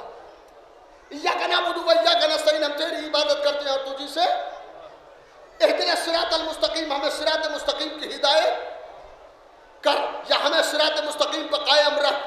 صراط الذین انعمت علیہم غیر المغضوب علیہم ولا الضالین، ان لوگوں کا راستہ کہ جن پر تو نے نعمتیں نازل کی ہیں، نعمتیں اتاری ہیں. ان کا راستہ نہیں جو بھٹکے ہوئے ہیں، جن پر تو نے غضب نازل کیا ہے، ان کا راستہ نہیں. ان کا راستہ جن پر تو نے، بس اب یہاں پر رک جائیں اور تحفہ لے کے چلے جائیں، اور بیان بھی آخری سرحدوں میں پہنچنے والا ہے. ایاک نعبد و ایاک نستعین اہدنا الصراط المستقیم، ہمیں صراط مستقیم پر، ذرا جلدی بولے، ہمیں سیدھا راستہ دکھا. ایک اور ہوشیارانہ ترجمہ ہے، ہمیں سیدھے راستے کی ہدایت کرتا رہ. یہ ہے راستہ، یہ دیکھیے لکھا ہے ترجمہ، ہمیں سیدھے راستے کی ہدایت کرتا رہ. یہ بھی ایک ترجمہ ہے. تو اب سوال یہ ہے کہ لوگ ترجموں میں الجھ جاتے ہیں کہ ترجمہ کون سا صحیح ہے. قائم رکھ صحیح ہے کہ ہمیں سیدھے راستے کی ہدایت کر، یہ صحیح ہے کہ ہمیں سیدھے راستے کی ہدایت کرتا رہ، یہ صحیح ہے. ترجمہ میں الجھتے ہیں کہ نہیں؟ میں کہتا ہوں اس میں الجھنے کی ضرورت ہی نہیں ہے. اہدنا الصراط المستقیم، یہ بچوں یہ ترجمہ پورا ہو گیا سورہ الحمد کا یا نہیں؟ پورا ہوا؟ بات سمجھ میں آ گیا؟ جب نماز میں پڑھیں گے تو یہ ذہن میں رہے گا کہ کس لفظ کا کیا ترجمہ ہے. اہدنا الصراط المستقیم، ہمیں سیدھے راستے پر قائم رکھ، یا ہمیں سیدھے راستے کی ہدایت کر، یا ہمیں سیدھے راستے کی ہدایت کرتا رہے. صراط الذین انعمت علیہم، ان لوگوں کا راستہ کہ جن پر تو نے نعمت نازل کی. غیر المغضوب علیہم ولا الضالین، ان لوگوں کا راستہ نہیں کہ جو بھٹکے ہوئے ہیں، جن پہ غضب نازل کیا ہے. تو دو باتیں خود بخود سمجھ میں آتی ہیں. کچھ وہ لوگ ہیں جو بھٹکے ہوئے ہیں، کچھ وہ لوگ ہیں جن پہ نعمتیں نازل کی ہیں. تو جن پر نعمتیں نازل کی ہیں ان کے راستے کو اپنانے کا حکم ہے، اور جن پہ غضب نازل کیا ہے ان کے راستے سے بچنے کا حکم ہے. اب کوئی یہ نہ کہے کہ اسلام میں تولا تو ہے، تبرہ نہیں ہے. ارے میں کیا کہہ رہا ہوں؟ صلوات پڑھے محمد والے محمد.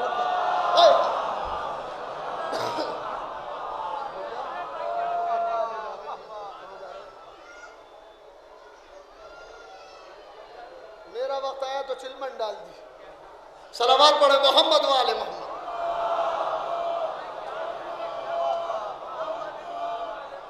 بس آخری بات سن لیں اور زندگی بھر یاد رکھیے گا، یہ تحفہ ہے جو کہ پورے کا، اسے لے کے جائیے گا. اہدنا الصراط المستقیم، ترجمے میں لوگ الجھ جاتے ہیں کہ کون سا ترجمہ صحیح ہے. اگر ترجمے کی بات ہے اور مطلب یہ ہو کہ خدا مسلمان کو چاہتا ہے کہ یہ سیدھے راستے پہ لگے، صراط مستقیم پر لگے، میری طرف متوجہ رہے، ایک صلوات پڑھے بلند آواز سے. بس آخری بات، اگر خدا یہ چاہتا ہے کہ مسلمان صراط مستقیم پر لگے، تو اب یہ کہنے کے بعد اہدنا الصراط المستقیم کہ ہمیں صراط مستقیم کی ہدایت کر یا ہدایت کرتا رہ یا صراط مستقیم پہ قائم رکھ۔ آیت کی ضرورت ہے کہ پہچان بتائے صراط مستقیم کیسی ہے، کہاں ہے، اس سے کہ اگر مقصد یہ ہے کہ ہم سب کے سب صراط مستقیم پر لگ جائیں تو پہچان بتانا ضروری ہے، لینڈ مارک بتائے کہ ایسے ہے، ایسے جاؤ، ایسے ایسے جاؤ، ایسے، مگر اس نے پہچان نہیں بتائی صراط کی، بلکہ کہتا ہے صراط الذین انعمت علیہم، ان لوگوں کا راستہ کہ جن پر تو نے نعمت نازل کی ہے۔ تو اس کے معنی یہ ہوئے خدا صراط مستقیم تک نہیں پہنچانا چاہتا، ان تک پہنچانا چاہتا ہے جن پر اس نے نعمتوں کا نزول فرمایا، ان سے ملحق کرنا چاہتا ہے، ان سے ملا دینا چاہتا ہے کہ جن پر خدا نے نعمت نازل کی ہے۔ وہ کون ہے جن پر نعمت نازل کی؟ میں نے ابھی عرض کیا خدا کو ڈھونڈا تو وہ بھی علی کے گھر سے ملا، علی پر خدا نے نعمت نازل کی، اور علی ہی کا راستہ صراط مستقیم ہے۔ اچھا مسلمان کیا کہتے ہیں؟ بس یہ آخری بات ہے، اسے سن لیں۔ مسلمان کیا کہتے ہیں کہ صراط مستقیم اللہ کا راستہ، اللہ کا راستہ۔ ہم لوگ بھی کہتے ہیں اللہ کا راستہ، ارے اللہ کا ہے ہی نہیں۔ صراط الذین انعمت علیہم، ان لوگوں کا راستہ ہے جن پر اللہ نے نعمتیں اتاری ہیں۔ صراط مستقیم اللہ کا راستہ نہیں ہے، ان لوگوں کا راستہ ہے جن پر نعمتیں اتاری ہیں۔ مسلمان کی ذمہ داری صراط مستقیم کو ڈھونڈنا نہیں ہے، ان کو ڈھونڈنا ہے جن پر نعمتیں اتاری ہیں۔ اگر وہ مل جائیں تو ان کا سونا صراط مستقیم، ان کا جاگنا صراط مستقیم، ان کا چلنا صراط مستقیم، ان کا بولنا صراط مستقیم، ان کا خاموش رہنا صراط مستقیم، وہ جس حال میں رہیں صراط مستقیم، وہ چلتے رہیں تو صراط مستقیم رک جائے۔ صراط مستقیم کس کا راستہ ہے؟ عالم اسلام کہتا ہے اللہ کا راستہ۔ اچھا راستہ جو ہوتا ہے اس کی دو جہتیں ہوتی ہیں، بھائی یہیں سے سن لیں، اس کی دو جہتیں ہوتی ہیں۔ ہم دلی سے آ رہے ہیں، مثلا دلی سے نجی آباد آنا ہے تو جتنے مائل اسٹون آئیں گے، سنگ میل آتے ہیں نا وہ بڑے پتھر، ان پہ لکھا ہوتا ہے نجیب آباد 100 کلومیٹر، نجیب آباد 50 کلومیٹر، یہ ہوتا ہے کہ نہیں ہوتا ہے؟ جب ہم دہلی سے آئیں گے تو اس پر لکھا ہوگا نجیب آباد اتنے کلومیٹر، اور جب نجیب آباد سے چلیں گے تو اس پر لکھا ہوگا دہلی اتنے کلومیٹر۔ ہم نے کہا کمال کی بات ہے، یہ تو بات سمجھ ہی میں نہیں آتی۔ کہا سمجھو راستہ ایک ہے، جہتیں بدلی ہے۔ جب دلی سے چلے تھے نجیب آباد کے لیے تو نجیب آباد آ رہا تھا، اب نجیب آباد سے چلے ہیں دلی کے لیے۔ صراط مستقیم علی کا راستہ ہے، جب علی سے چلتے ہیں تو اللہ پر ختم ہوتا ہے، جب اللہ سے چلتا ہے تو علی پر یا علی یا جب اللہ بس۔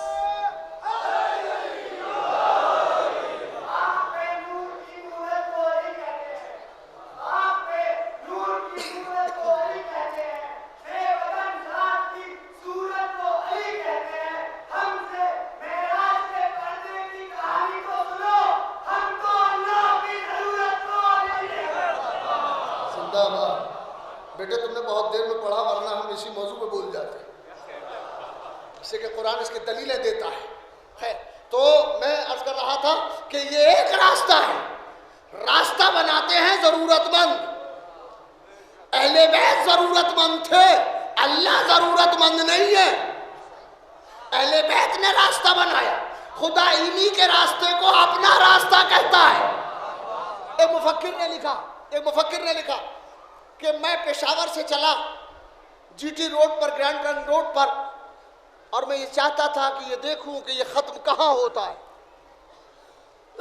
تو وہ کہتا ہے کہ میں چلا پشاور سے اور کلکتہ پہنچا جہاں وہ ختم ہو رہا تھا۔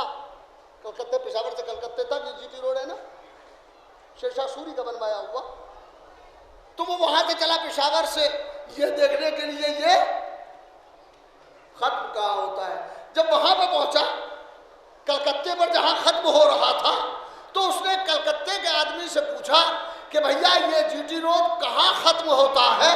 تو کلکتے والے نے کہا یہیں سے شروع ہوتا ہے۔ ارے نہیں، ارے میں کیا کہہ رہا ہوں، یہیں سے شروع ہوتا ہے۔ جب اللہ سے چلتا ہے تو اہل بیت پہ ختم ہوتا ہے، جب اہل بیت سے چلتا ہے تو اللہ پہ ختم ہوتا ہے۔ صراط مستقیم کسی اور راستے کو نہیں کہتے، علی کی راہ کو کہتے ہیں۔ جب علی سے چلے گا تو خدا ملے گا، خدا سے چلے گا تو علی ملے گا۔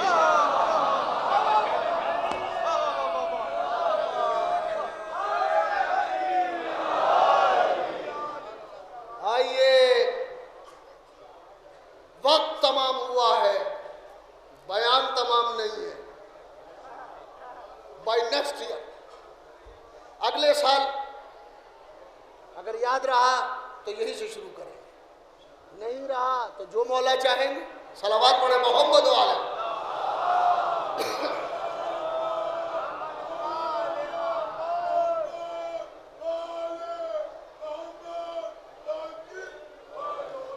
اسی صراط مستقیم کی وضاحت کے لیے حسین کربلا میں آئے تھے، تاکہ بتا دے کہ صراط مستقیم ہر ایک کا راستہ نہیں ہے بلکہ ہمارا راستہ ہے۔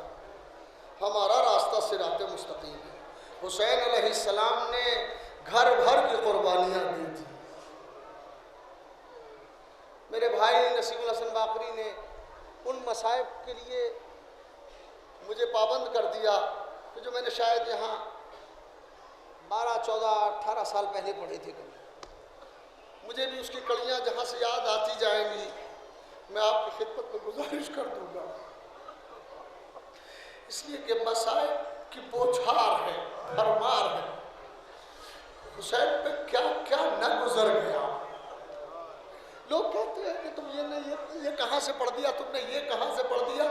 ارے ذرا عقل پہ سوچ کے دیکھو، دل میں حسین کو بٹھا کے دیکھو کہ اکیلا حسین، چاروں طرف سے نرغہ، کوئی تیر مار رہا ہے، کوئی تلوار مار رہا ہے، کوئی نیزہ مار رہا ہے، کوئی خنجر مار رہا ہے، اور فاطمہ کا لال آواز دے رہا ہے، اے دین محمد، اے دین محمد، اگر تیرا قیام میرے قتل کے بغیر ممکن نہیں ہے تو میرا تلواروں حسین کی گردن کو لے لو۔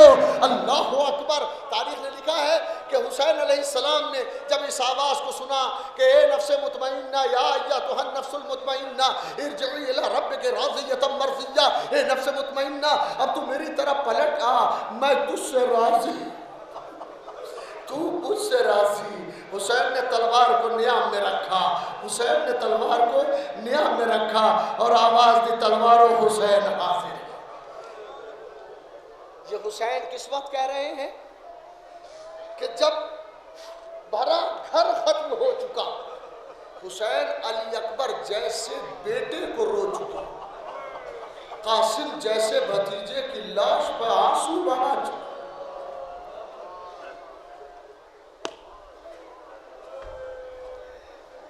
اور ایک ننھے سے بچے کی گردن پر تیر لگ چکا۔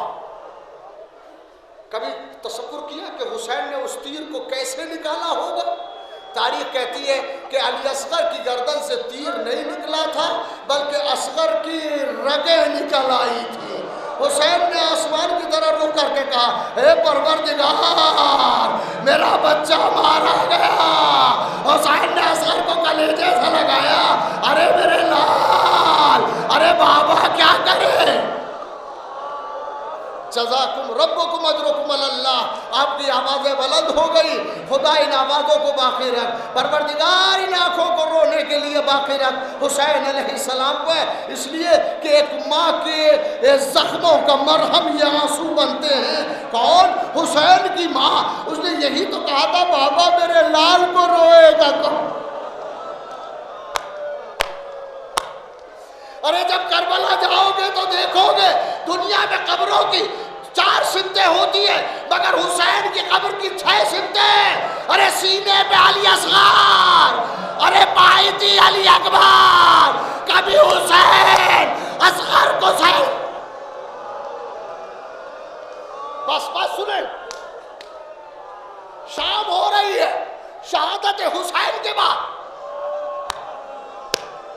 جب لوٹ لیے گئے خیمے، بیویوں کی چادریں چھن گئی، تو اب راوی کہتا ہے کہ گھوڑوں کی نال بندی ہوئی، حسین پہ گھوڑے دوڑائے جائیں گے.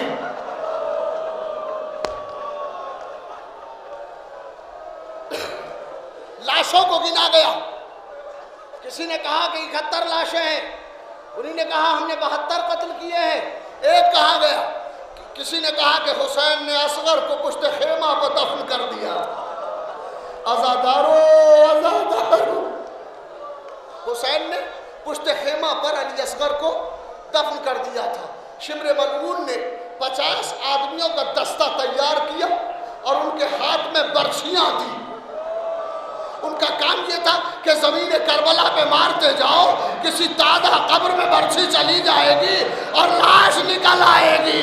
تاریخ کہتی ہے کہ ایک تازہ قبر میں جیسی برچھی گئی، ایک بچے کی لاش نکلی.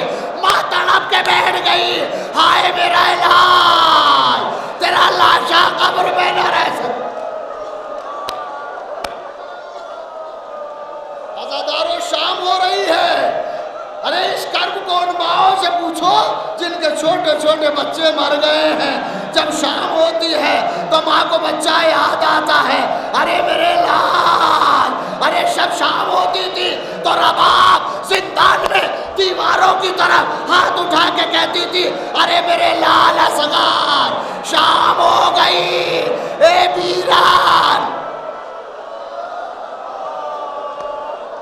جزاکم ربکم. بیرن کب آؤ گے؟ بیٹا پرندے آشیانوں کو جا رہے ہیں.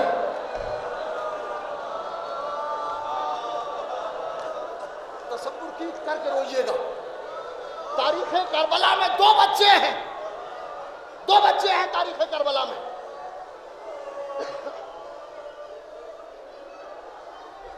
ایک کا نام ہے علی اصغر. جب کوئی علی اصغر کی مصیبت سنتا ہے تو بھلے شیعہ نہ ہو مگر تڑپتا ہے. ہائے بچے کا کیا قصور تھا، اسے پانی پلا دیا ہوتا. وہ کیسے سنگ دل تھے کہ باپ لے کے آیا اور اس کی گردن پہ تیر مار دیا. جو بھی سنتا ہے مصائب کو سن کے رو دیتا ہے. اور دوسری بچی ہے سکینہ، کہ جو بھی سکینہ کی مصیبت کو سنتا ہے ارے تڑپ جاتا ہے. ہائے بچی کا کیا قصور تھا، ارے باپ کے مرنے کے بعد کسی نے تسلی نہیں دی. کوئی گوہر چھین رہا تھا، کوئی تماچے مار رہا تھا، اور بچی کبھی باپ کو آواز دیتی تھی، کبھی چچا کو، آئے چچا.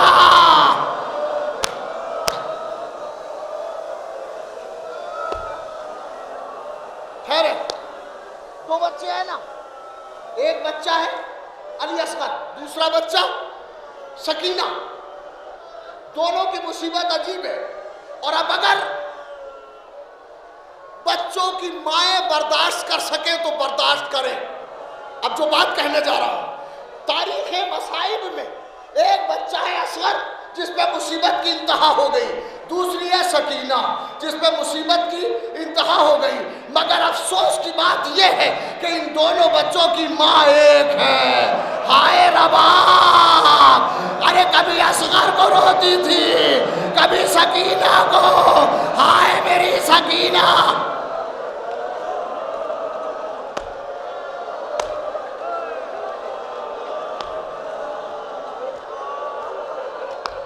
آزاداروں آپ نے گریہ کر لیا، مجھے یہاں پہ رک جانا چاہیے، مگر میرے بھائی نے ایک بات کہی اور میں پابند ہوں اس کی بات کو پورا کرنے کے لیے. بس جب یہ قافلہ لٹ کے مدینے آ گیا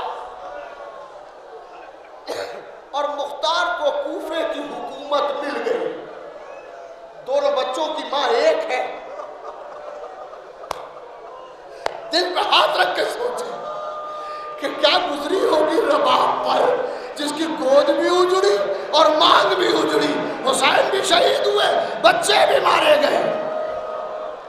جب رباب پلٹ کے کربلا سے مدینہ آئی ہے تو رباب کے لیے تاریخ نے لکھا ہے کہ رباب شہادت علی اصغر کے بعد کبھی سائے میں نہیں بیٹھی، ہمیشہ دھوپ میں بیٹھتی تھی، دن کی دھوپ اور رات کی اوس بی بی برداشت کرتی تھی، کبھی بی بی سائے میں نہیں بیٹھتی تھی۔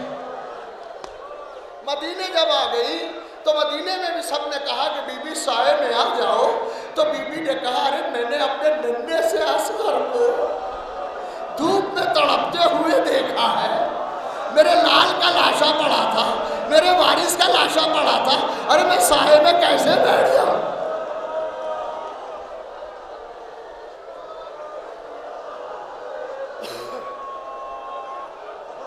مدینے میں سید سجاد رہ رہے ہیں،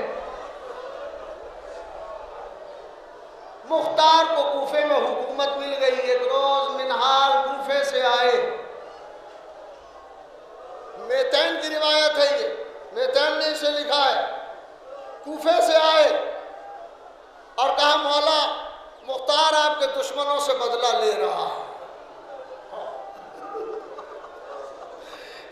میں ساری روایت کو چھوڑ رہا ہوں، مختار آپ کے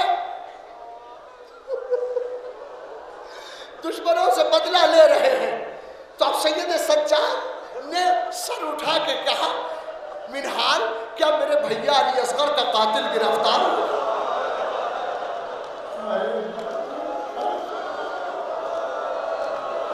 کیا میرے ننھے سے بھیا علی اصغر کا قاتل گرفتار ہو گیا؟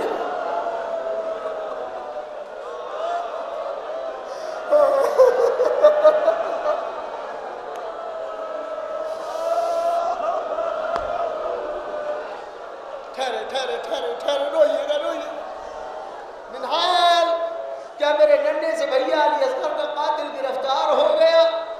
تو منہال نے کہا مولا نہیں۔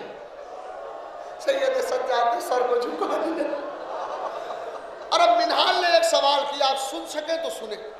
منہال نے ایک سوال کیا مولا آپ نے اپنے جوان بھائی کے قاتل کو معلوم نہیں کیا، آپ نے اپنے چچا عباس کے قاتل کو نہیں پوچھا، آپ نے اپنے بابا کے قاتل کو نہیں پوچھا، مولا کیا بات ہے؟ کیا آپ اصغر کے قاتل کو پوچھ رہے ہیں؟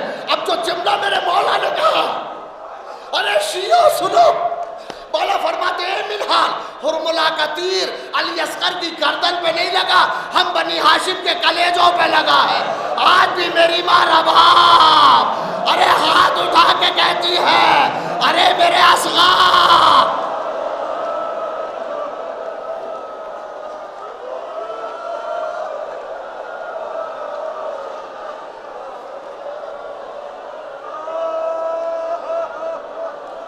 مولا میں مختار کو اطلاع دے دوں گا کہ سب سے پہلے علی اصغر کے قاتل کو گرفتار کرے اور اسے سزا دے، مگر مولا بس اب وہ روایت ہے جو میرا بھائی چاہتا تھا۔ مولا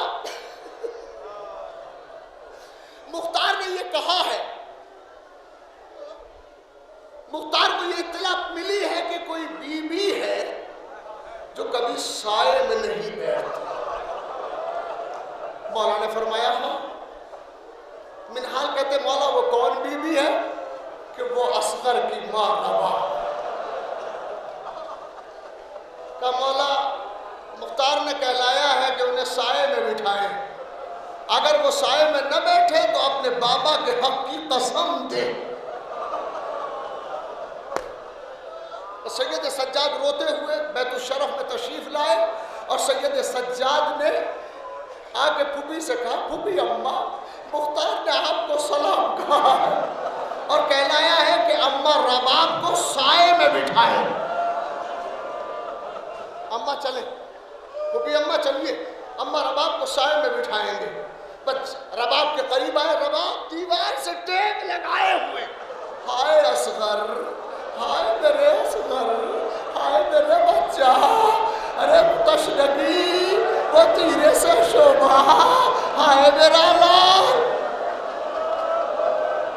تڑپ تڑپ کے رباب رو رہی ہے، بس سننے کے لیے تیار ہو جائے۔ خدا مجھے بھی طاقت دے، مولا مجھے طاقت دے کہ میں اس مصیبت کو پڑھ سکوں۔ سید سجاد چلے، جناب زینب چلی، سید سجاد کھڑے ہو گئے، کھڑے ہو کے کہا اماں ربا ہمیں مختار نے کہلایا ہے کہ آپ سائے میں بیٹھے، اور یہ بھی کہا ہے کہ بابا کے حق کا واسطہ۔ تو رباب نے سر اٹھا کے کہا بیٹا میں نے وعدہ کیا تھا کہ کبھی سائے میں نہ بیٹھوں۔ میں نے کربلا میں اصغر کا لاشا جب دیکھا تھا اور اپنے وارث کا لاشا جب دھوپ میں دیکھا تھا تو کہا تھا کہ میں کبھی سائے میں نہیں بیٹھوں گی۔ بیٹا کیسے جاؤں گا؟ مگر تو امام وقت ہے، مجھے حکم دیکھ رہا ہے، تیرا حکم ماننا واجب ہے۔ یہ کہہ کے رباب نے اٹھنا چاہا مگر اٹھا نہ گیا۔ ایک طرف سے زینب نے سہارا دیا، ایک طرف سے کسی اور بیوی نے سہارا دیا، اور اب جو اٹھانا چاہا تو رباب نے آسمان کی طرف رخ کیا، پروردگار میرے قسم کی آبرو رکھ لے، معبود میرے قسم کی آبرو رکھ لے، میں نے کربلا میں وعدہ کیا تھا۔ عزادارو اتنا کہنا تھا رباب کا جسم جھول گیا، روح پرواز ہو گئی، ہائے رباب۔